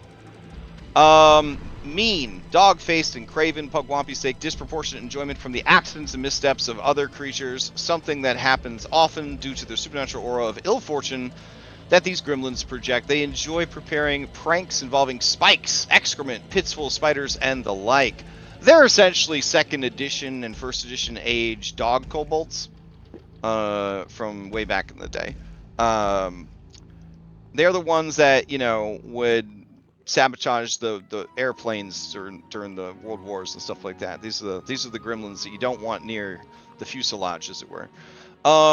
They're cruel tricksters and saboteurs, and they love it on the prime material plane, and they love it in this area because there's a lot of things to sabotage. Their one thing is that they do love and worship Kolos, who they think are divine beings. Kolos do not appreciate this. Yeah, that part I remember from last session. All right, you may ask a mechanical question about it if you would like.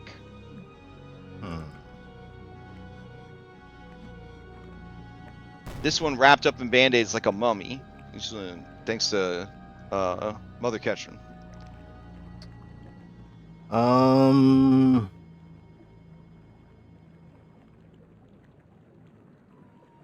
What languages does it know? I guess he's trying to figure out a way of how to actually communicate. Yeah, with things, aside from, typically like, these sign creatures, know Kolo and Sakvroth. I don't know if anyone knows any of those. He will. Well, at this point in time, he has his gun out. He'll lower it, but still keep his eye on the creature.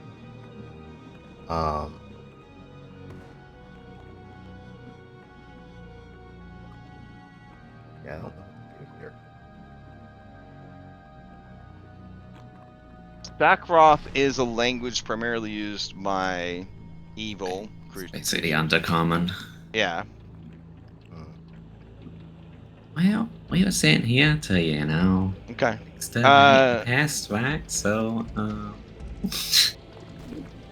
The creature waddles over to this dead Pugwampy, shakes his head, and then walks over to this one, looks down at it, shakes his head, takes this one's little short sword and arrows for himself.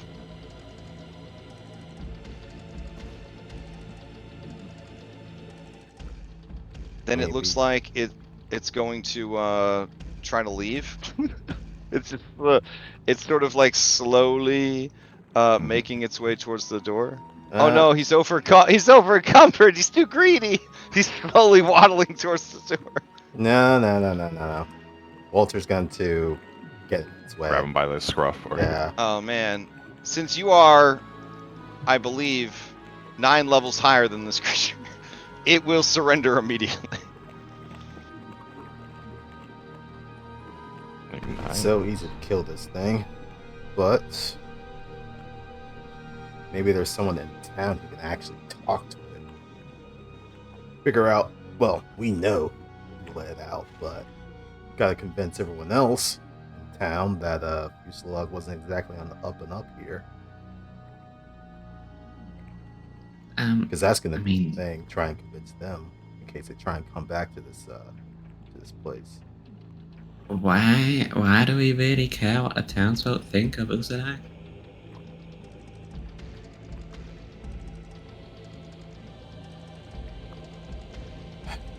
Well, good point. What do we gain from spraying the hysteria?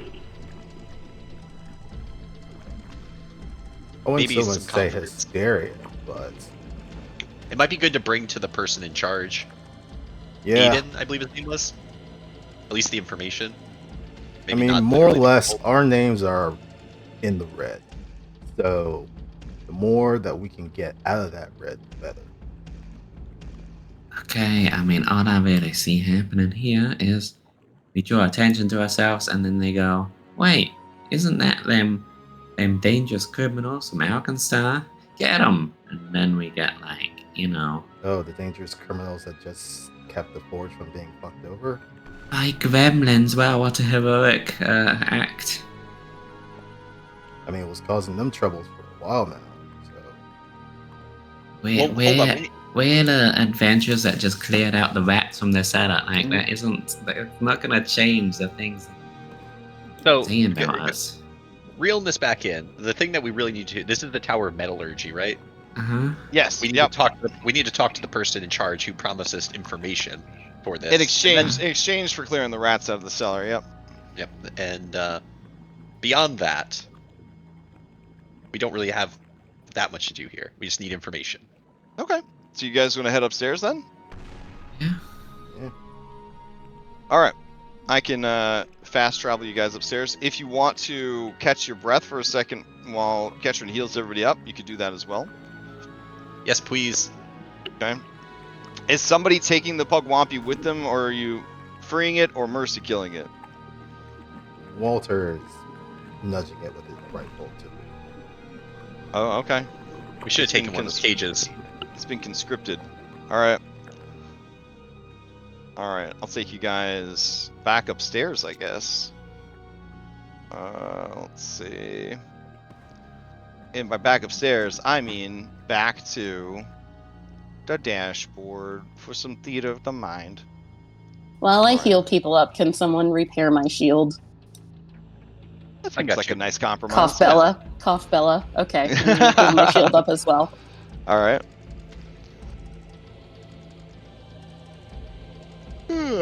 All right. So, you would be approached by Della Sangre. Let's see. Oh.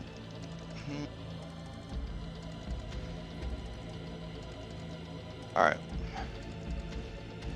Well, no, she said she's going to have lunch, right? Yeah. Okay, so you would be approached by the guard who led you down there, who waited down the hallway, and the guard would say, there were an awful lot of explosions going on down there. Everything all right? I see you got one of the creatures. Hard to believe it could make that kind of explosion sounds. Wasn't these things the explosions? But those things were in there. They Yeah? were in there, yeah. We're just causing havoc with, stuff that was being researched there. Whatever that was. Oh, you mean in the middle of the fight, there was explosions Sure. related to fighting the Pugwampy? Uh-huh. I see. All right, well, Della told me that if you finished early and she was still at lunch, that you could wait here for her to get back, or you could go find her at the saloon. I think we know the way. I guess if you guys healed up, though, right? How long does Yeah. it take for Ketron to heal up? 20 minutes? 30 minutes? An hour? Let's see. 10 minutes, and I can do 2 people at a time. So okay. probably 30 minutes. 30 Okay. to 40 minutes. Yeah. In that case, we'll say the Della rolls up in here during your conversation, since you spent the time to heal. There we go. What was the question? I was gonna say, how long has it been since breakfast? Oh, jeez. I mean, what have I- things, so. It's time for Yeah. 11 V's. Oh man, it'd be after 1 o'clock in the afternoon at that point. I'm famished. 1, 2, 3, 4, 5, 6. You hear a toaster sound, and Stu hands you a grilled cheese sandwich. He says, "I'm sorry, madam. There was delays." He looks at him judgmentally, says nothing. All right. You hear Della say, "Whoa, I'm back from lunch. You're already done. That's fantastic news." All right. What are we looking at here? You were right. Those gremlins were causing trouble, but there was something even worse that was down there. Oh yeah. Uh, Judging by all the soot, I would say you were dealing with a lot of explosions. I wouldn't have recommended that route against gremlins in a dangerous place full of dangerous chemicals, but I mean, if you got the job done. It wasn't voluntary, and it wasn't the pug wompies that were doing the explosions. Apparently, you had a ooze in there as Did well. we? Yeah, and it was exploding a whole lot. That area is stabilized against wild magic. There shouldn't have been any spontaneous oozes being created. Probably the gremlins' chaotic magic made it possible. We were just working on some experimental compounds. Yeah, experimental. Yeah, can I do a sense motive on that? Yeah, sure. I mean, technically, she did lie. She's working on experimental compounds, but True. I'm just trying to see, it's like, how much is she trying to like hold back a lot of this? yeah, she's definitely not going to discuss what they are, and they definitely are secret. Yeah, that's the vibe. Is that she knows that the stuff they're working on is definitely dangerous stuff for people to know about and understand.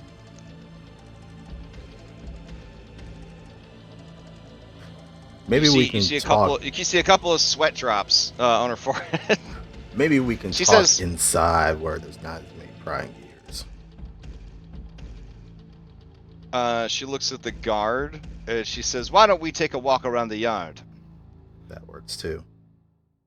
All right. So you guys are taking a walk around the yard. Okay. She says, "Truth be told, the compounds we're working on are incredibly dangerous and top secret. And, well, it's better for you if you don't know anything else about them." Pyronite? Ma'am. But what? We are intimately familiar with the substance. It has been spreading in Alkenstar. It's not really much of a secret anymore. I have been trying to keep up on the news, but I've been so consumed with my work. Yes, lots of material for making the base compounds of pyronite have been delivered and used recently. All the paperwork was in order. It came from the duchy. Not the duchess herself, but it was signed by several council members, and I mean, Deputy Lovelace herself was helping oversee the process. Something about shoring up the defenses of the city. And to what ends did she see this project going to? Were they specifically looking to make a type of weapon other than the pyronite itself?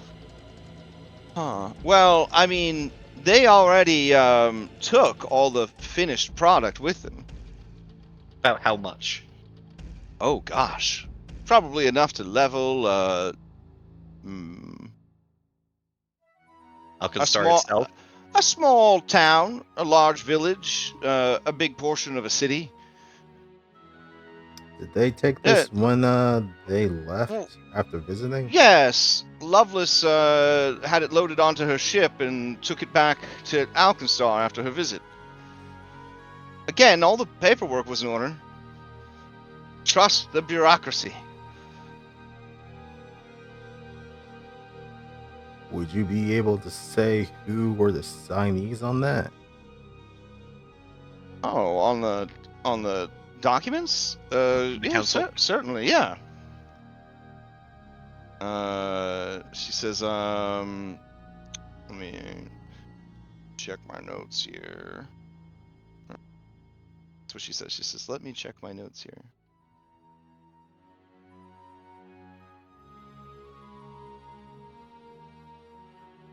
Oh, here we go.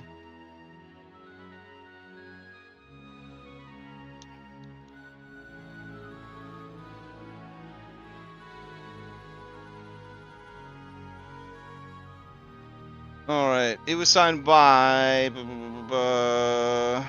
Counselor Thane Crestridge and Counselor Mirabelle Fonseca. May I make the society check? Yes, well, you can just make recall knowledge checks. Right. Keep in mind, if you botch And this, you could get contrary information. I would like to use one of my hero points to roll with advantage. And Okay. Are you actually able to do that now? no. Wow. Yeah, Okay. I know. I'm sorry to let you down. Okay. But I would also, if I feel like it's not coming to mind, I would use my Faxpiration buff. Oh, okay. Let's see. Society. Yeah, for you, it is not. You're not confident in the information, even rolling twice. Okay, now you're pretty confident in it. All right. So, you know that Counselor Thane Cressridge comes from a long line of industrialists who played a significant role in Alkenstar's manufacturing sector. He is interested in maintaining and expanding the city's industrial capabilities, and is instrumental in negotiating trade agreements that benefit Alkenstar, especially with Nex and Geb. Counselor Mirabelle Fonseca is a former scholar who transitioned into politics to advocate for public government-run education. Let's see. She's respected for her intelligence and dedication to finding ways to improve quality of life through technology. Both of them are staunch supporters of a certain Tom Bend woman's political way of doing things. In fact, with your check, Vulture, you remember being in her office and seeing a picture on the desk of the three of them together smiling for a photograph, because that's the thing in this campaign setting. So, while they are well respected and considered very intelligent, they are also drinking of the anti-immigration, make Alkenstar the greatest Kool-Aid. So it would not be a stretch that they are also supporting us because they're with Tom. Okay. Oh, by the way, each of you may ask a question that expands on that information. Vulture, you may ask 2 questions that expand on that information.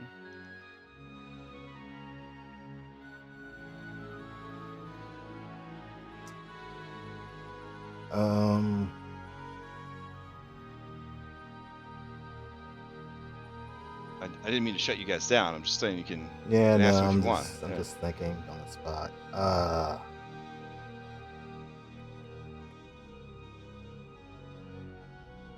You said one of them was an industrialist, correct? Yes.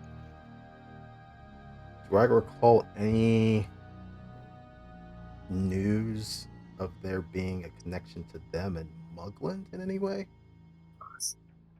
Muglin had his quote-unquote pudgy fingers in nearly every pie in the city. So yes, Thane Cressridge has made deals and been business partners with Mugland in the past. You have one more question? Bella, you have a question.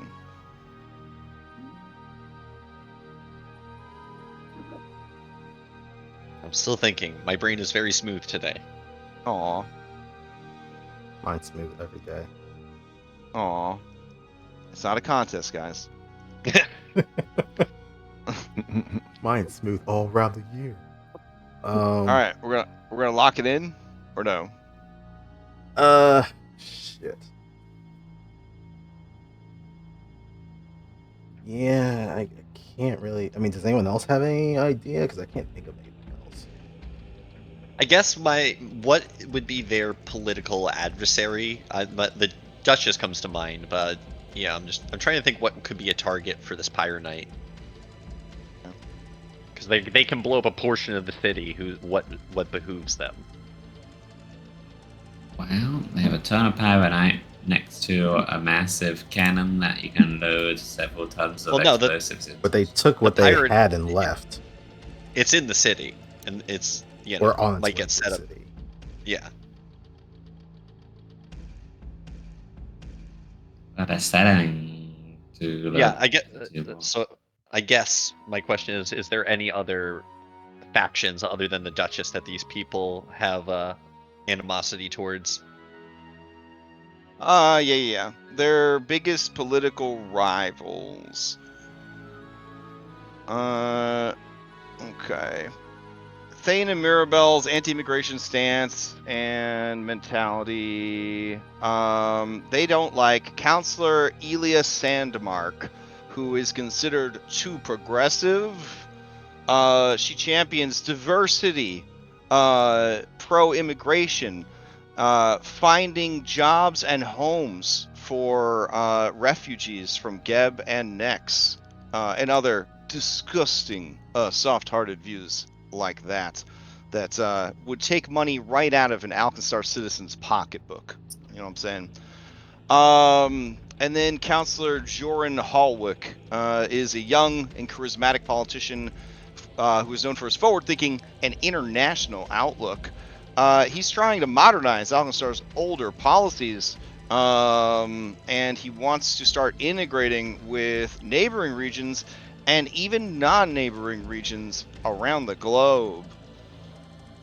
He feels that Alkenstar has a lot to offer the world beyond just guns. Gasp. Yeah. So clearly, those two are the bad guys of this campaign, in case you didn't know. But all right. There was Yeah. a conscription. Oh, go ahead. No. Okay. There Now was let's a see. conscription. There was a then- conscription bill that Tom Bent was trying to put together, and I'm assuming Yes. those two others, Thane and Mirabelle, were also part of the little clique trying to. Oh, absolutely. Yeah. What Mhm. would there been anyone else that they were trying to lobby to add on to this signatures for it? I don't know if that would be kind of part of this line of questioning. It's the only other thing I could think of. Wait, I'm sorry. I don't really understand the question. Can you say it again?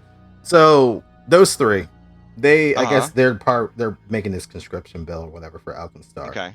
Sure. From I guess the information that Bella had for the two other counselors that are against them, is there any information of like who else they're trying to lobby to bring into that bill? That you would know off the top of your head. Yeah. Yeah, I mean, other members of the council that are easily swayed by money, essentially. Like the only two on the council, the only three on the council that would put up any sort of fight would be the two that I mentioned and then the Duchess. Okay. The other members of the council would be very easy to sway. Okay. I mean, that's the only other thing I can think of. All right, that was it. All right. You may continue. Yeah, so Della Sangre rattles off the names. You guys call to mind all that information, but don't share it just yet because it'd be weird in the middle of a conversation to start sharing trivia facts. If you're a person that does that, it is a little weird. You don't need to do that in the middle of a conversation about something else. So Della Sangre then says, well, I don't know why you're asking all these questions, but you did the work that I asked you to do, and I promised to give you information, so if that's what you wanted to know, then that's what you get. I feel really bad, though, if you were blown up constantly. If I had known it was going to be like that, I would have had to use our new experimental blast armor. It, specifically designed to protect you against constant explosions. Yeah, the hazmat suits, while useful, I don't think they would actually play the part in that. That would have been good. Oh,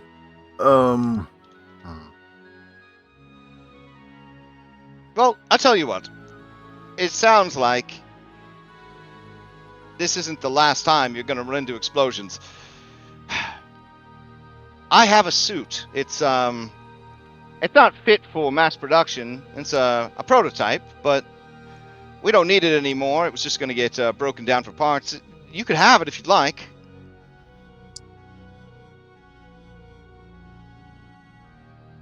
That sounds delightful.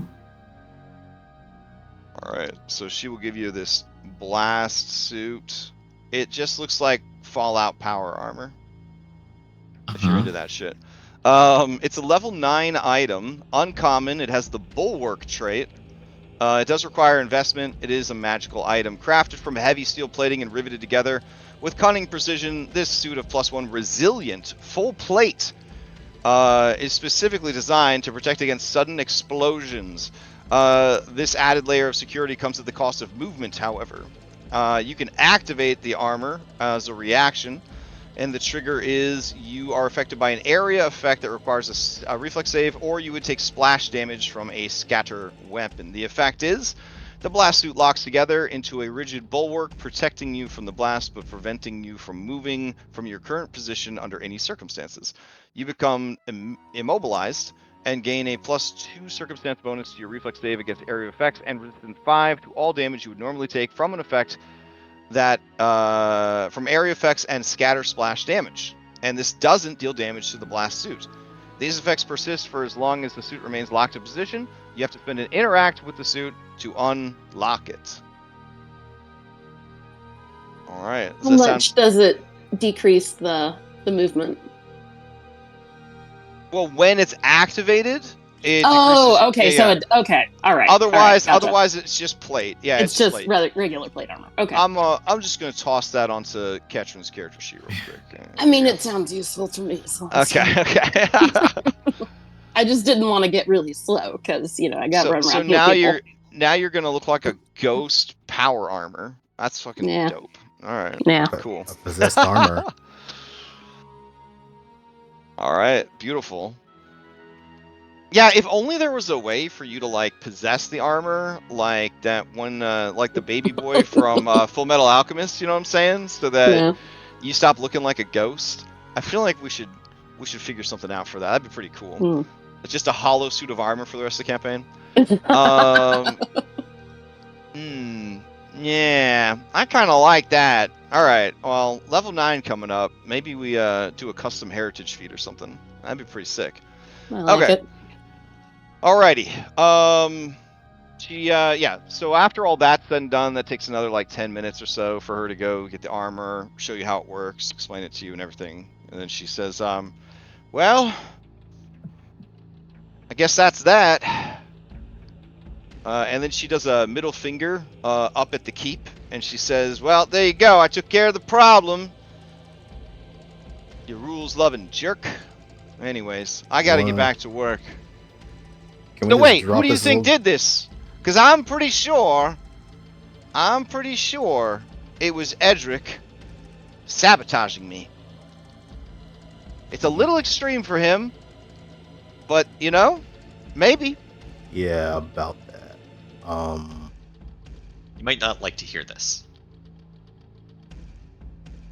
Okay, is it something where if I hear it, my life will be in danger? Because I don't think I want to hear it. No, I don't think your life will be in danger, but how you look at things may be a little bit different. All right. Lay it on me. So, we had got in the room at the saloon, and we were smelling something pretty awful. And trying to knock next door, hopefully wasn't someone who died. Had to open up the door, and we found a bunch of cages that would fit this little guy. Oh. So someone smuggled them in? Yeah, and the people who rented those rooms. Uh-huh. Uslog and his boys. Whoa. Gentleman Vuslog, the handsome Cyclops who picked himself up by his bootstraps and overcame his physical disability to become one of the greatest gunslingers of all time? That Vuslog? I told you wouldn't want to hear it. He had 3 rooms in a row. But what if this is true? Then what he's done is paramount to treason. I mean, he could be hanged. You can go to the saloon and check the room. The cage is still there. I mean, I have the authority to do that. Well, how do I know you didn't plant them on him? I don't know you guys. You're asking around about Pyronite. I just gave you a suit of cool armor. Now I'm not sure if I should have. She's gonna need a diplomacy. Because now she's spiraling. I'm just gonna drink some silver tongue elixir real quick. Oh my god! So you sip of the water real quick. Wet the tongue first. Just pulls an archer, just like starts chugging something. Puts up his finger. You're parched. Okay. Yep. Give me 1 second here. Let's see. Okay. And that has +2, so it's a 29. Okay. With a 29, she sighs and she says, it is kind of a ridiculous story, and if you were the ones that put the gremlins down there, then why you would have the cages, and why would you clean them up, and how would you have gotten there? You But can Vuslag had access. You can verify with the port guards. We came in today, and I mean, we came on a casino boat and we came on another barge.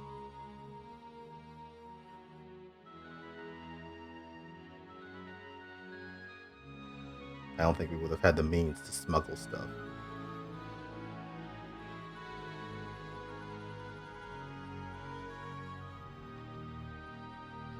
All right. Well, fine. I'll go check it out, but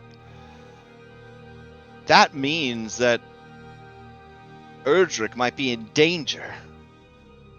How so? Is it too... Well... I mean... Did he leave with Uslak? Well, if they dropped off gremlins at my tower, he also had access to the other tower as well. Is it too much to ask for you to go check in on Erdrick, see if he's okay? Yeah, I'll sounds like a good idea. follow up with the with the saloon. Yeah. All right. And she seems distracted and upset as she runs off. That's motive? Okay. Just to make sure Didn't I tell you her motive? Okay. Dress, like what? All right. Yeah, I don't know, like what. I want to make sure she's not going off to her own means instead of what she's saying. Okay, sure. Give me a sense motive. All right. Yeah, I mean, she's really upset because she thought Gentleman Vuslag was a good guy, and now you're saying he's a bad guy. And also, she's got like Gary Oak, Ash Ketchum rivalry with Erdrick. She doesn't want anything bad to happen to him, and if there's gremlins loose in his tower, that could be really bad. Okay.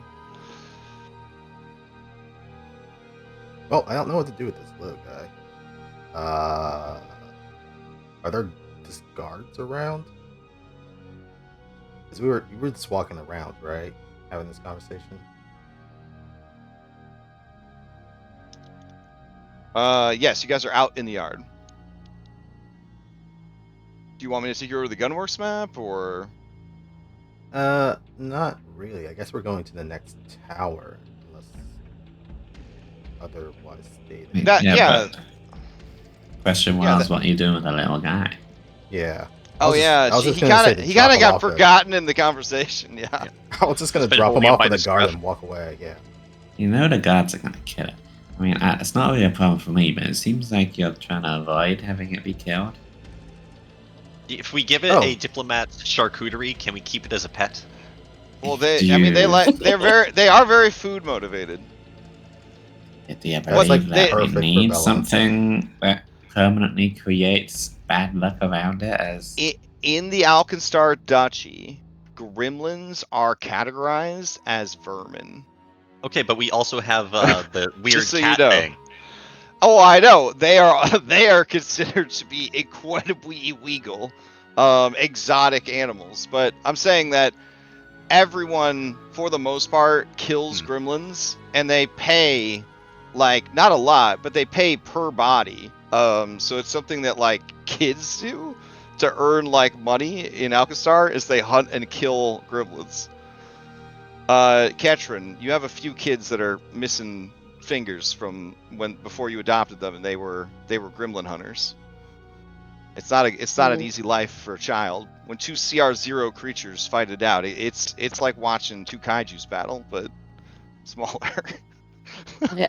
But that being said, I would even take a gremlin into my orphanage Aw. and try and tame it. Because everybody deserves a chance. Or maybe it could have its chance, like, out in the manor waste where there's no guards to kill it, you know? We met some gremlins out there. I would kind of lean towards letting it go back to its family, wherever that is. It was abducted, its family was butchered, and now you're like, we who look the same as the people that kidnapped you, we're gonna keep you around as a mascot.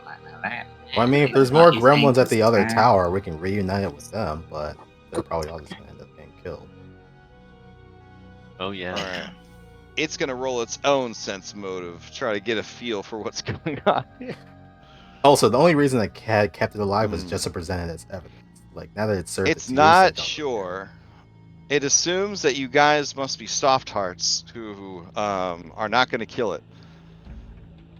I mean, I'm standing there holding cured meats.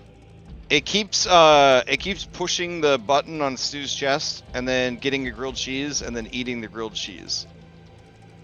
I will, like, the third time it does that, I will bonk it on the nose and say no. Oh it's, no! It's a gentle bonk. It hisses at you, and then it makes like a French bulldog sound, like a kind of sound at you. I just look at it sternly. You can cry all you want, but you can't have more than 2 grilled cheeses. It points to Stu. Wait, I wonder if Percival could talk to it. I wonder if, like, they have a Tom and Jerry thing going on. No, he speaks common and fey, like a dignified person. Tom and Jerry. Look, little creature, there's a whole town to infest here. Why don't you just like... All right, you motion to the town. It understands. You are setting it free. It bows to you, and then with the 4 grilled cheese sandwiches it got without you guys seeing, and the equipment it stole from its dead companions, it moves at a speed 10, slowly waddling off into the town. Yeah, it probably doesn't want to be here for this next part that's about to happen. Yeah, the guards will deal with that. Oh, yeah. He's gonna let him go? He's gonna let him... He's adorable. There he goes. Slowly but surely. So now he's adorable and he doesn't have to die on screen. Someone else. Yep. I accept this. I'll find you, little pug Wumpy. It stops. It looks back at you guys. And maybe for the first time in its life, it's been shown some kindness. Its eyes glisten with unshed tears, and it waves at you with its half-eaten grilled cheese sandwich that Ketcher didn't see. And then you hear a gunshot. Its head explodes. And then one of the guards up on the wall nearby, it goes, "Got it!" And everyone does a little golf clap. Oh. Catherine radiates disappointment, but doesn't do anything. No, look at that. No, look at that. Look at what you did. I was about to say, Sid, if you wanted a cuddle partner, had your chance there. Now we just got Sid just looks at you like... And now we just got... I give Sid fleas? I don't know. She just shakes her head at you like you're crazy. Oh, she's right there. So she's disguised so well. Oh yeah, she just shakes her head at you. She says, listen, all lives are, important except gremlins. They're just no good. I had to keep them away from you all the time when you were a robot. They just want to destroy and cause pain and suffering and confusion. It's just their nature.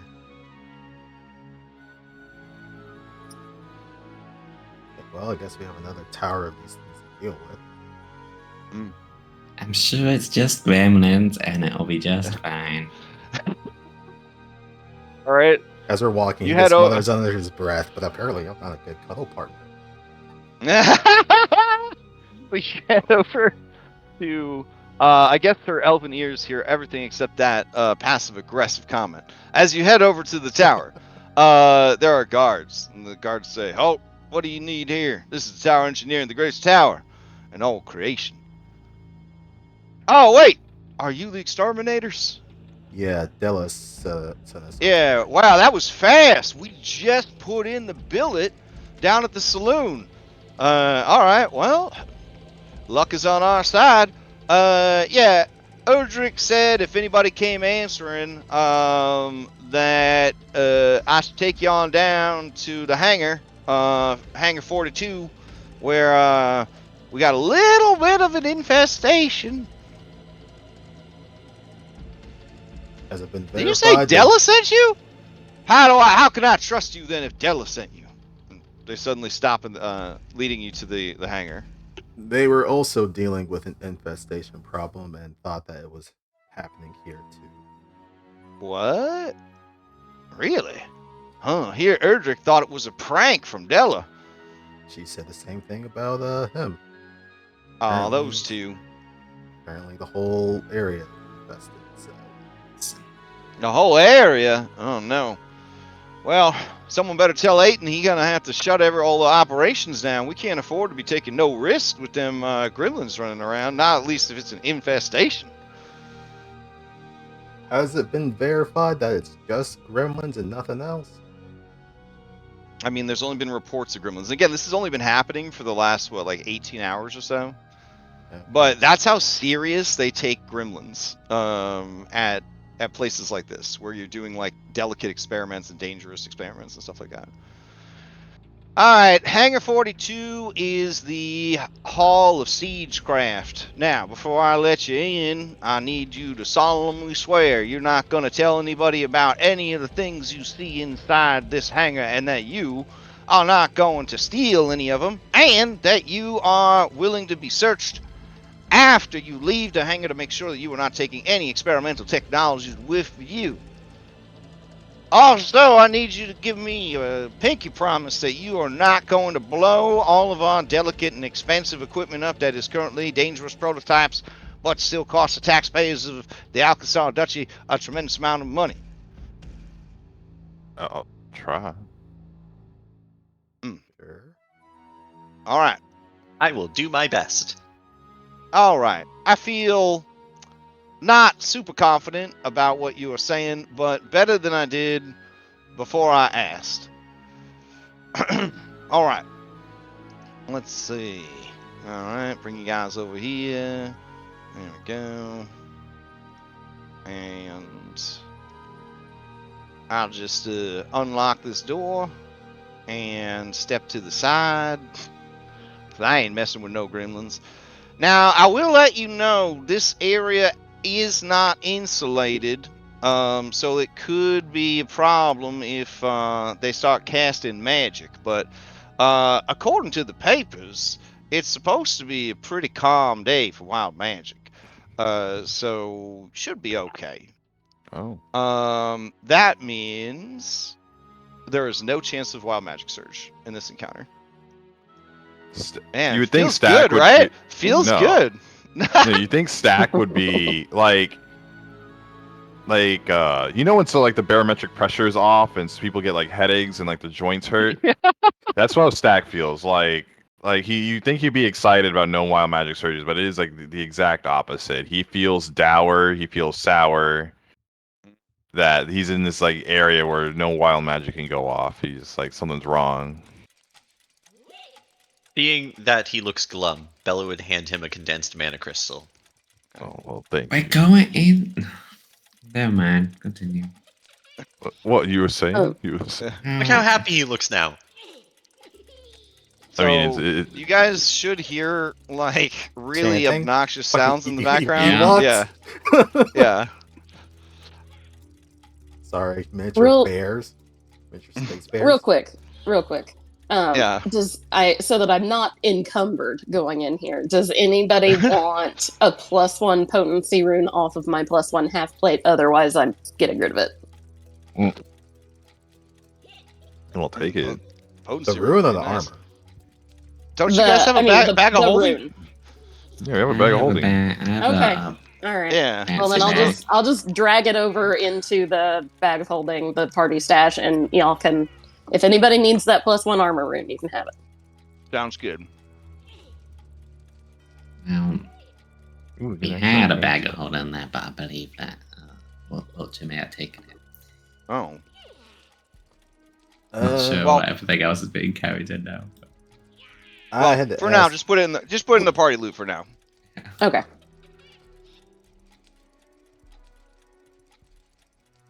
I feel like they're about to break out in a song the way this like ticking is. Like, Yeah, it's got a little bit of a beat. all in this together. All right. The guard's gonna lean against the wall, take out a cigarette or a cigarette rolling kit, roll a cigarette, and smoke it. Right.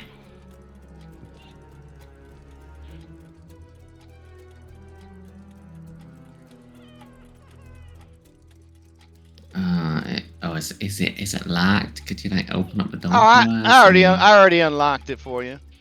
Oh, It right. it doesn't work. Is that you open it, Stack? Oh no. No? right. Okay, it said it was too So- far away from me, and I'm right next to it. Hang on.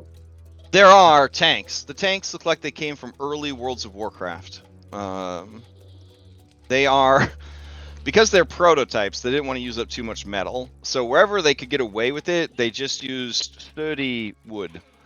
But imagine, if you can, a wooden platform on wheels. And then there is another platform on the built over the wagon. So they modified like a flatbed open air wagon with reinforced metal wheels, a cannon on the front. You would load the cannonball right here. Doesn't look like there's any cannonballs nearby. And then there's some rad looking guns. The guns look like they're made from monster parts. And they are on like turrets or swivel stands or whatever, and they've got these little shields. So while you're using them, you also can benefit from having a shield, but they are stationary.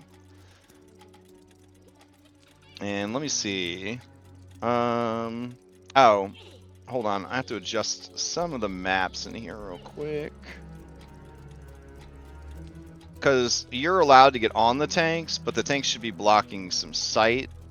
Let's see. Limited. And then they are, we'll say 10 height. There we go. But they shouldn't block movement anymore. Alright, cool. Looking deeper into the room, you can see what I can only describe as a Beyblade robot. Uh-huh. It is currently deactivated. But I like how you say current. Walter, you can hear some giggling coming from inside the robot.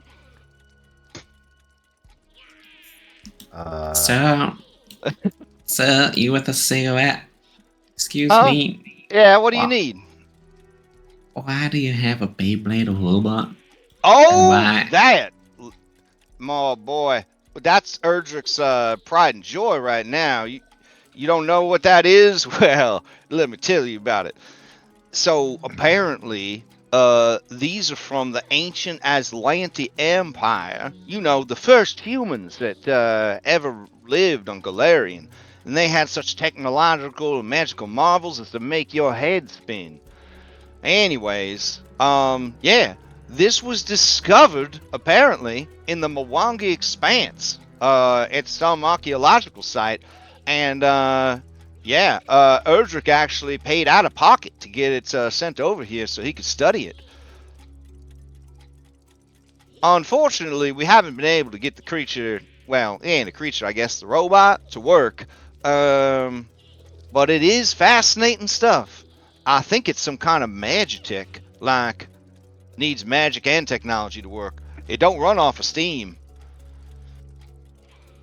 Right, well, you said it's your boss's like pride and joy, right? Yeah. Well, it's got Try not- gremlins cackling Oh. inside it, so I think it's about to like animate. and trying to tear us to What? pieces. So You telling me that some gremlins could do something that our trained engineers and scientists couldn't do? yeah, I think I am, Y- but All maybe. right. Wait here. I'll go get Erdrick. Hold on. Right. No, we're gonna go see. All right. Do you wait patiently at the door and not cause trouble? Yep. All right. Oh. I think Don't you dare move, Stack. I'll be good. All right. 15 minutes later, the guard returns with Erdrick. He is a gnome, so even though his miniature is showing up full size, like he's just small. And he says, well, now, what seems to be the issue here? Are you the exterminators that already answered the billet that we placed? Very timely of you. I like to see that. May our stars align, etc., etc. Now, my buddy here, this fine guard, they told me that there was some issues that you needed to discuss with me regarding my prized Beyblade robot from the Aslanti Empire. there's giggling coming. I don't really know what it's called. We're calling it a Beyblade after them toys that the kids are always battling with in the streets. Catherine, you're familiar with Beyblades. They are canonically a part of this campaign. So, Yeah. battle tops. You have a couple of kids missing fingers because they were competitive Beyblade battlers. You have since made it a rule at the orphanage that they are not allowed to have razor blades on their Beyblades. What's the No point? actual blades on the Beyblades. What, just bays now? Yeah. Don't make no sense. Yeah, it seems to have giggling on the inside. I just wanted to say, check it out. Are you saying them nasty critters got into my fancy Beyblade robot? Oh my goodness. Yeah, I was just a bit concerned that I might get harmed, in the extermination process. That's fair, but we can't afford to have no gremlins going around. All right. Well, I couldn't get the thing to work anyways. Just try to be gentle. And you see a UI pop-up that says, in this combat, if you use non-lethal damage, you will be gentle to the robot if you have to attack it. Bye. Yeah, I can do that. Draw my gun and reload it. Okay. So for this challenge, if you deal more than its bloodied value of lethal damage, it is going to be destroyed beyond repair, and he is going to be very upset with you. But if you manage to get through this encounter without dealing more than half of its health as lethal damage, he will give you a reward. Let's go Like get beyond the normal reward that he's offering. Oh. We'll get you your robot back.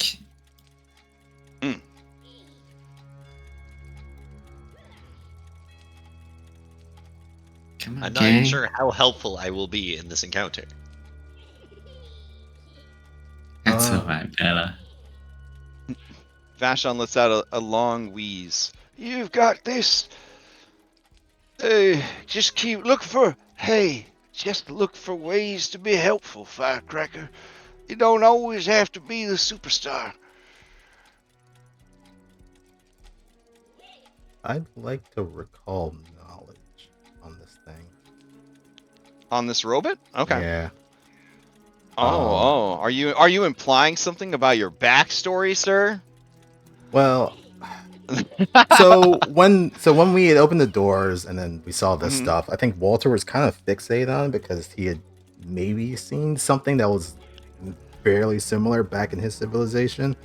And then when he looked at the robot, his focus kind of got drawn to that.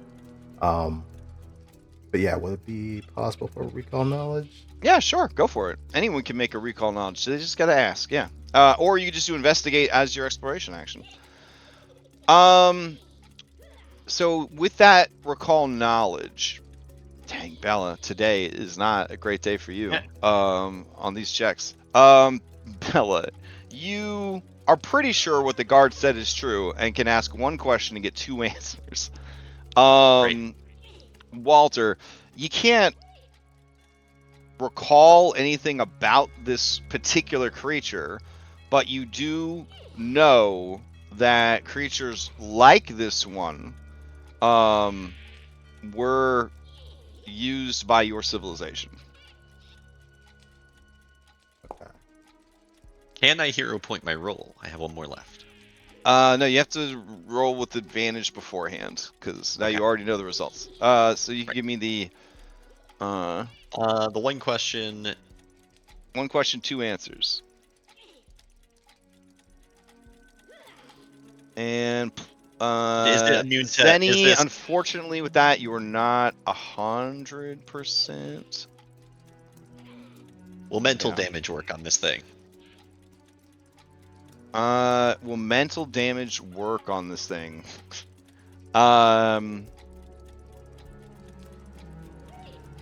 No, but maybe. Okay. So Zenny, I forgot this counts as a lore, a diverse lore. So this would actually go in on it successfully. So what is your one mechanical question about this creature? What's its scariest ability? Oof, that's subjective. Yeah. I will read you a couple of names: Whirling Death, Whirling Fire. Uh-huh. Okay. Which one would you prefer to hear We'll about? go with Whirling Death then, I think. That sounds scary. Alright. It spins in place, making 5 blade attacks. Does it say anything to do with map not decreasing, or is it just 5 attacks? Let's see. No single creature can be targeted by more than 1 blade. Okay. They do count towards map, but only after it finishes making all 5 of them. Right, so don't stack up around it. Okay. Okay. Good to know. How many actions is it? Oh. I guess that could be included. It's 3 Pac-Mans. Okay. Yeah. Well, let's go, get rid of some gremlins. Now remember, be gentle. Gentle.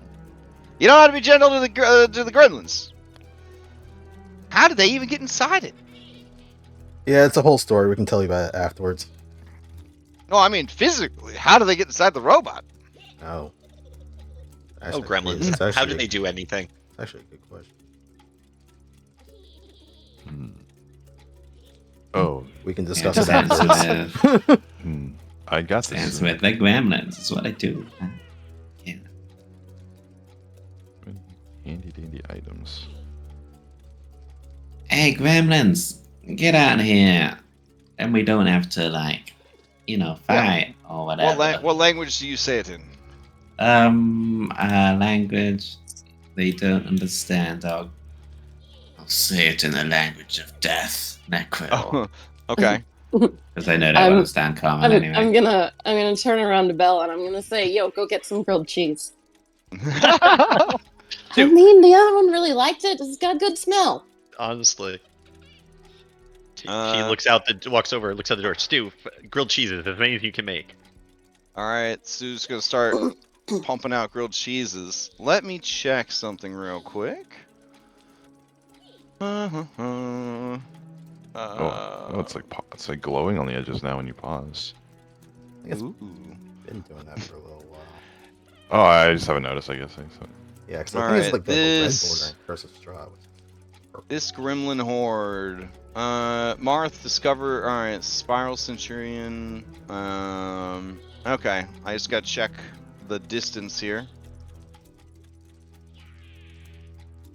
Close enough. Okay, so Ketrin and Zanny, as you guys get to those spaces, a couple of things happen. One, you feel like you need to make will saving throws. 2 of them.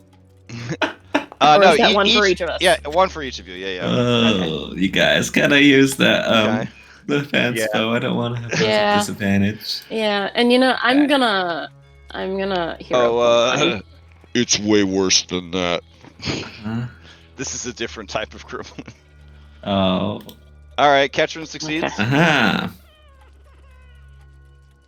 Oh, okay.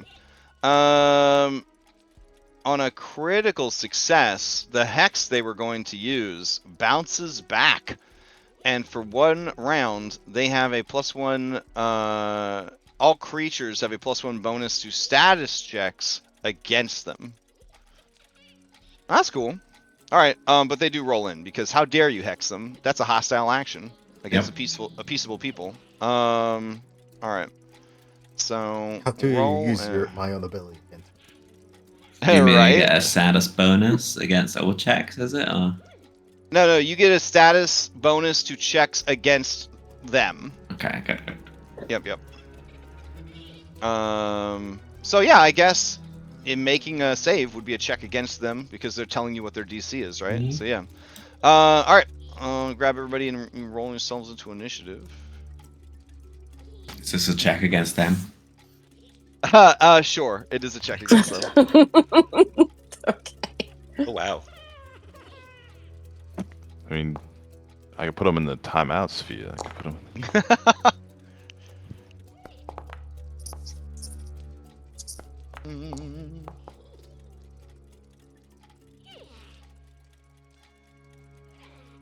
Alrighty, everybody's in. Gonna roll for these cuties. Oh, they rolled terrible initiative. Alright. Then we'll go ahead and get started. We'll go grab some music.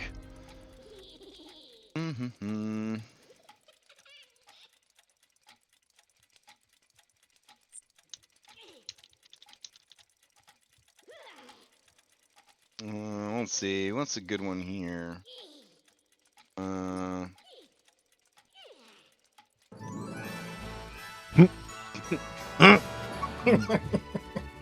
Sure. This is a lighthearted, fun encounter.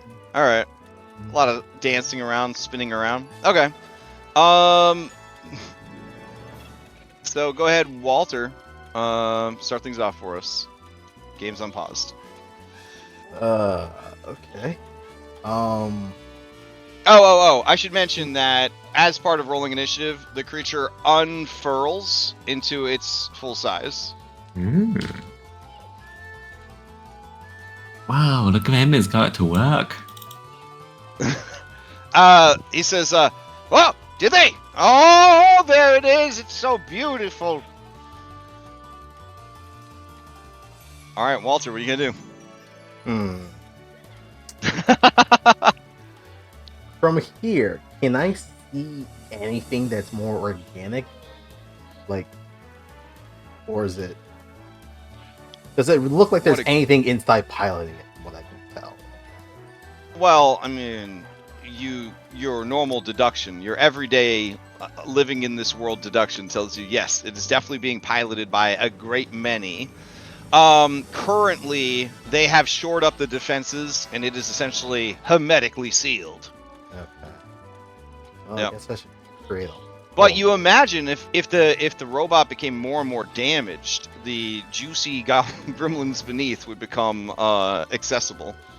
Like a crack. And if you create a situation where it wouldn't be good to stay in the armor, they might flee. Okay. I will spend one action. Remember, gentle. I'm gonna spend one action to hunt prey on the Centurion.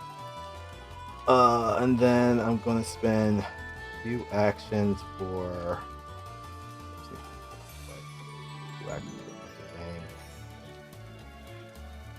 I will make this non-physical. So that is gonna cancel that.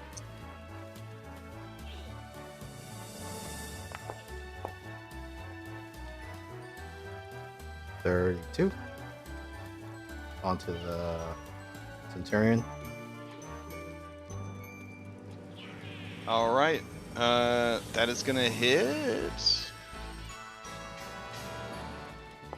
Let's see. Oh,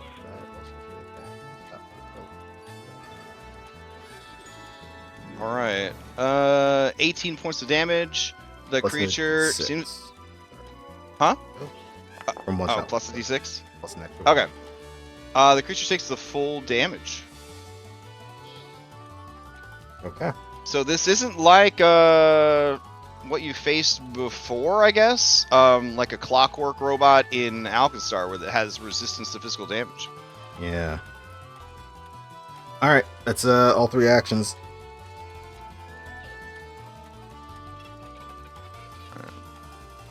Sounds good. Play passes to Zenny. Gonna exploit its vulnerabilities.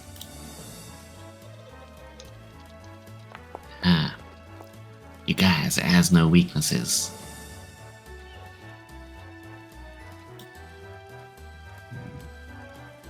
But the gremlins inside hate Kodan probably, so there'll be like a smattering of like Kodan dust on my weapon. Nice, nice. And then I'll cast haste on myself, I think. Okay.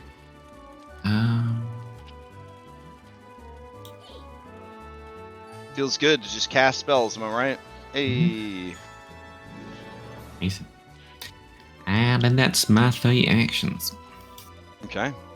Play passes to the Gremlin Horde. All right. Let's see. Gremlin Horde. All right. You understand, as the Gremlin Horde activates, that it is a hazard operating from inside the armor. That's kind of fun. Let's see. It is going to chuck out 3 curses against people in range. Unfortunately, Stack, you are not within range. So who will get the 3rd one? All right, Zanny, you're getting 2 curses. Ketrin's getting 1 curse. All right, here we go. Ketrin, 1 will save. Zenny, 2 will saves. I know I don't have to keep hitting the button because it's the same button, but you know. Okay, just 1. Okay.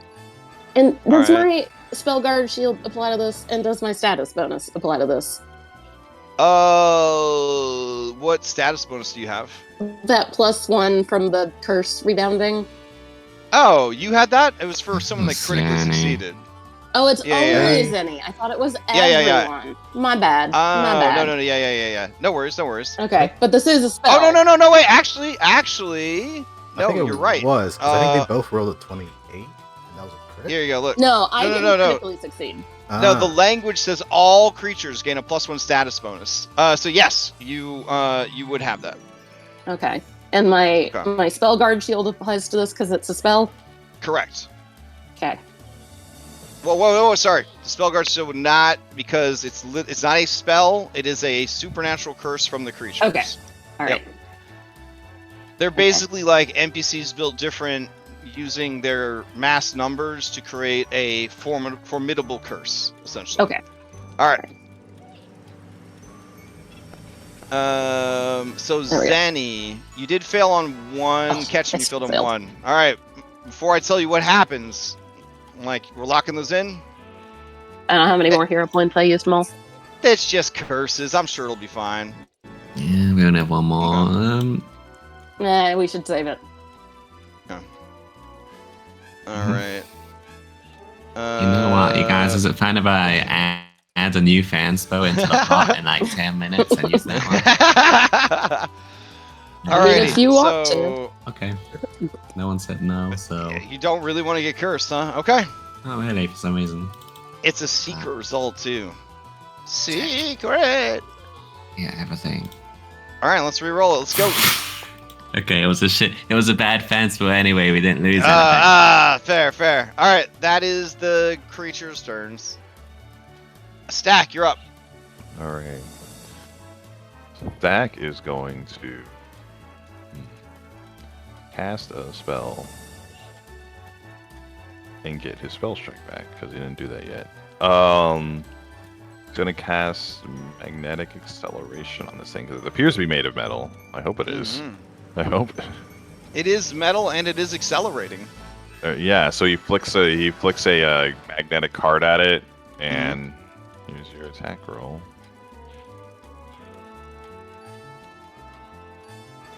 That is And gonna it- hit. Oh, did he get the? I didn't get the +1. Is the 30 a critical? No, you Oh. hit by 0 with a 29. Oh wow. Okay. Yeah. Alright. Here's your damage. Alas, you did not say that this was non-lethal damage. I don't think it can be, right, from a spell? No. All right. It takes... Wait, was your damage non-lethal, Vulture, or no? It was not. He did take a penalty. Oh, no. Okay. He did too. It's non-lethal. All right. Yeah, so I took the -2 penalty to mine. Oh, you did. You Yeah. did. Yeah. Okay. All right. So it's just taking 21 points of damage so far. Got it. All right. And then. All right. I'll do my arcane cascade nonsense, and I'll be done after that. Okay. Let's do cold damage. I don't do cold damage that often.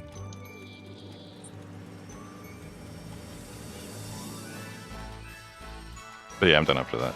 Okay. Let's see. Play passes to the Broken Centurion.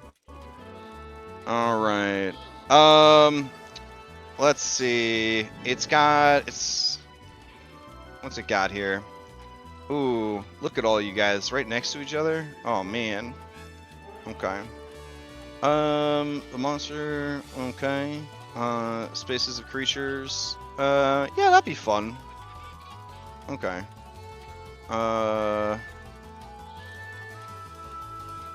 Wow. Alright. So yeah, what it'll do is it's going to use trample, which allows it to move double its speed. So this is going to be an 80-foot stride. It can move through the spaces of creatures medium-sized or less, trampling each creature whose space it enters.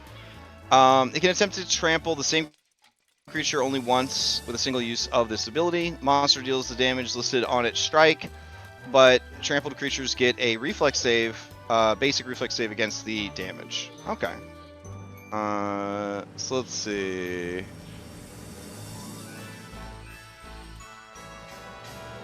That would be all of you? You'll see about that. I will shoot it as Okay. it passes through, and I'm not going to take the penalty yet. Okay. Do you still get a subjected to it because it's moving into your space with no. you? So No? maybe we'll Okay. find out as a thing. So Alright. I'm shooting it as it moves like 10 feet away from me and catch him. And if I Okay. crit, it will disrupt it and it'll lose the action. Okay. But it I not did not crit, so ignore that and just do Oh, it normally. okay. All right. So here is the basic reflex for everybody, all 5 of you. Oh dear. I'm gonna. Edric, hero get point out that. of here! I forgot to add my +1, so if there's any chance I failed by 1. Oh come on.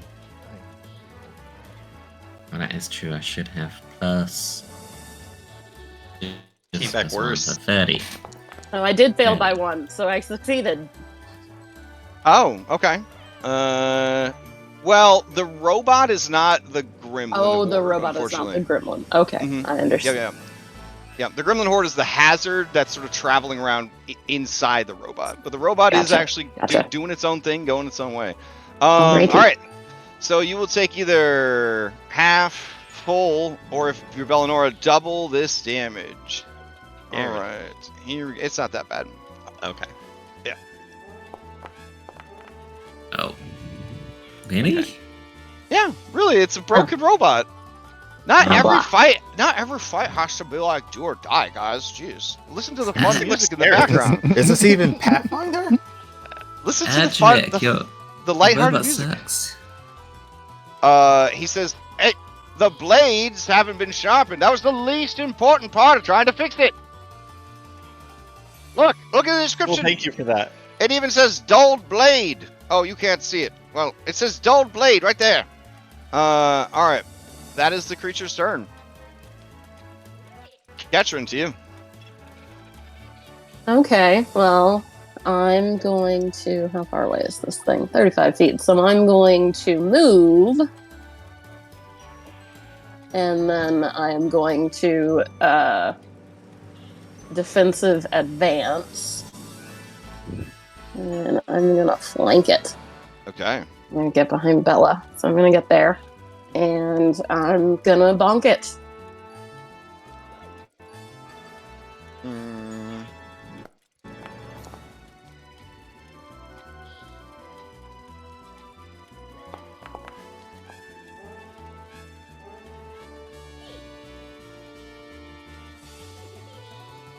Oh, For also 12 because damage. they had it stride more than once in a round, it takes 2 points of damage because it is pretty busted.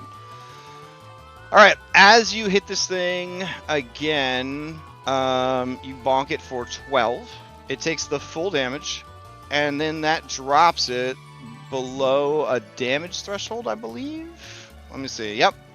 And so as that happens, there's a blast of steam, and you see dropping out from the lower portion of the creature is a horde of gremlins.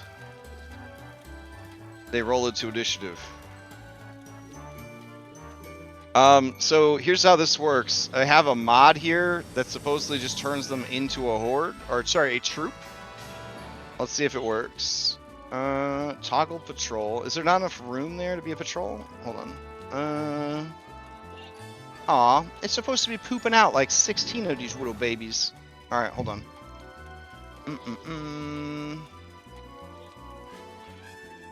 All right, pull out the troop. Okay, hit the troop button. Toggle. Oh, that's patrol. All these fucking mods. All right, hold on. Where's my troop button? Step away for a minute. Set elevation. Combat only. Hold on.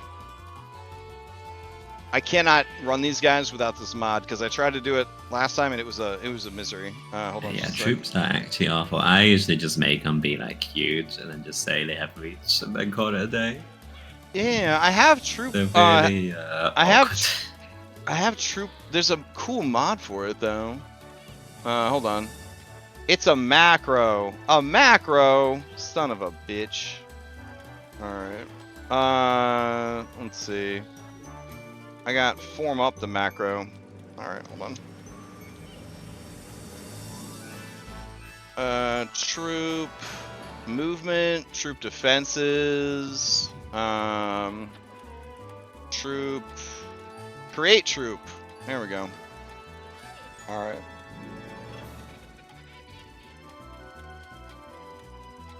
I don't have any room for just macro. How could it be so cruel to me? All right. Let's see, grab this. And execute it. There we go.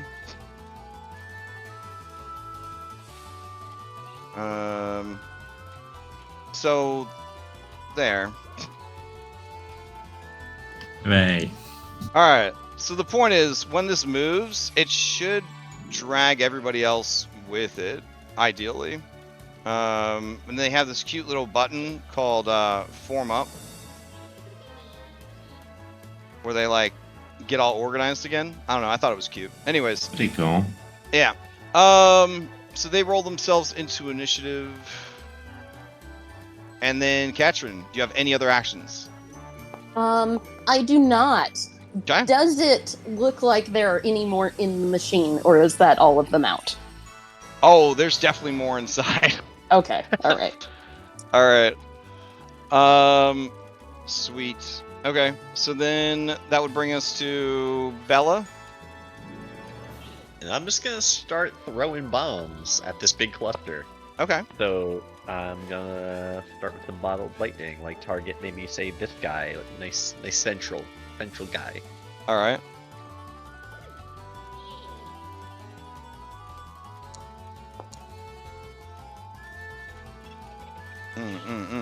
Okay. May I press the critical button, or is there a thing with? No, go for it. All right. Let's see. You do 19 to this creature and affect all of them. Beautiful. Here's the damage. They take extra damage from splash. Hooray! And All right. then I'm going to, with my second action, devise stratagem. And some of them die. Oof, that's Okay. gonna be, I guess, 19 when I roll it. I don't know what their AC is, but it's probably low. But as part of that, I can roll recall knowledge on them Okay. for a free action. All right. Roll that recall knowledge. I thought I did. Oh. See it on your side. Hold on. Oh, okay. I see it. Yeah. You succeed. You may ask one mechanical question about the creatures. What is You their also AC? notice that they are Jenkins, which are these little guys. So I think they're about 5 inches tall, and they are full of nastiness. They are the Gremlins from the Gremlins movie franchise. Gotcha. Okay. AC? Their AC is 15. Oh, good. So then I'm Well, gonna with your debuff, so it's 17 normally. Either way. Okay. So I am gonna then follow up at a map attack with knowing oh wait, it'll be -5. And I'm gonna have a 19 and their AC is 15. Mm-hmm. No. Yeah, because of the debuff, yeah. But I'll So you'd miss- still splash? question mark. Would you still splash? They're still considered one creature. I would let you splash them. That's fine. And she'll follow up with an alchemist fire. Okay. I'll just throw that out there. Doesn't matter much. Damage. Let's see. I think the splash damage is 5 right now. Yeah, so they take 5 splash damage. Okay, which ends up being 10 damage total. All right, nice. Right. That's my turn. Let's see. That brings us to just Shawarma Jenkins. All right. Let's see. What do they do? They've got form up. They've got 1,000 cuts. Let's see. Form up. They choose one square where currently occupies and redistribute squares. Cool. 1,000 cuts. One enemy in the troop's space will take 2d6 slashing damage with a basic reflex save. Oh, each enemy. Each enemy. Oh, shit. Alright, so they'll spend one action to form up to try to get into as many spaces as possible. Which I guess is just Bella and Walter? Yeah. Oh, wait. Catcher, are you outside? Oh, There we go. I guess I am technically. Alright. Wait, So, hang on. did I move you How on did that accident? happen? Would you be, where would you be? Did- You're all the way did over this here, thing right? move? No. Yeah, I moved okay. so that I could flank this guy. Who, the big boy? Yeah. Oh, this is the space he's been in. So, Oh, did I not realize I was behind a wall? Maybe. Oh, I mean, maybe you're you not- collided No. with a wall. You think you collided with this wall, and then when you try to move. Oh, anyways, we'll put you right here then. Does that work? Yeah, that's fine. Okay. All right. In that case, Ketrin, you and Bella and Walter are going to give me a DC 20 basic, no problem.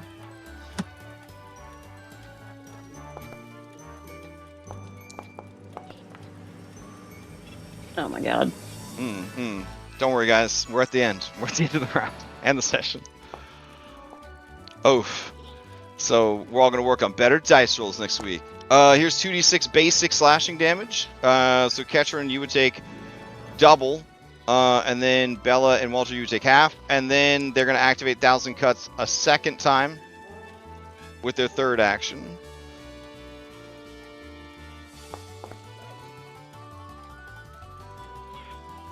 Okay. So give me one more round of saves, Walter and Bella. All right, no damage on Walter, no damage on Bella. Half of this damage on Ketrin. That is their 3 pack of mans, and that is where we'll end the session. Looking pretty fun there. Everybody, yeah. Well, my AoE spells are looking dicey if I just throw it in there. If I just throw it. They're tough. They'll be fine. Anyways, I'll take you back to your dashboard. All right. So apparently, crimes of high terrorism and treason were committed here at the Gunworks. You guys have the culprit. You're trying to put out the fires. We'll see what happens next week. I don't see any interruption service coming our way anytime soon, except Extra Life, which we will not be playing during Extra Life. It is the 2nd of November. It's a 25-hour marathon, raise money for charity, etc., etc., etc. So we also have a game of Tales from the Loop. I think it starts at 2 today. I'll be streaming that if you are interested. And then that's all I got. I think there might also be a Blades in the Dark game tonight, question mark? And they might have room. So hit up Sam, who is Broken Nerdy on the server, if you are interested in trying that out. I think that is actually tonight after Tales from the Loop. All right. Hope everybody enjoys their Saturday and their weekend, and we'll continue next week. Hey. Night. All right. Later, guys. Can I? Oh. Oh, sure. I'm still here. What's up? Yeah. Can I wanted to ask a Kingmaker question, a not relevant Oh, yeah. question. Yeah. Okay. Oh, Sure. thanks for running. Catch you guys. Okay. For the second.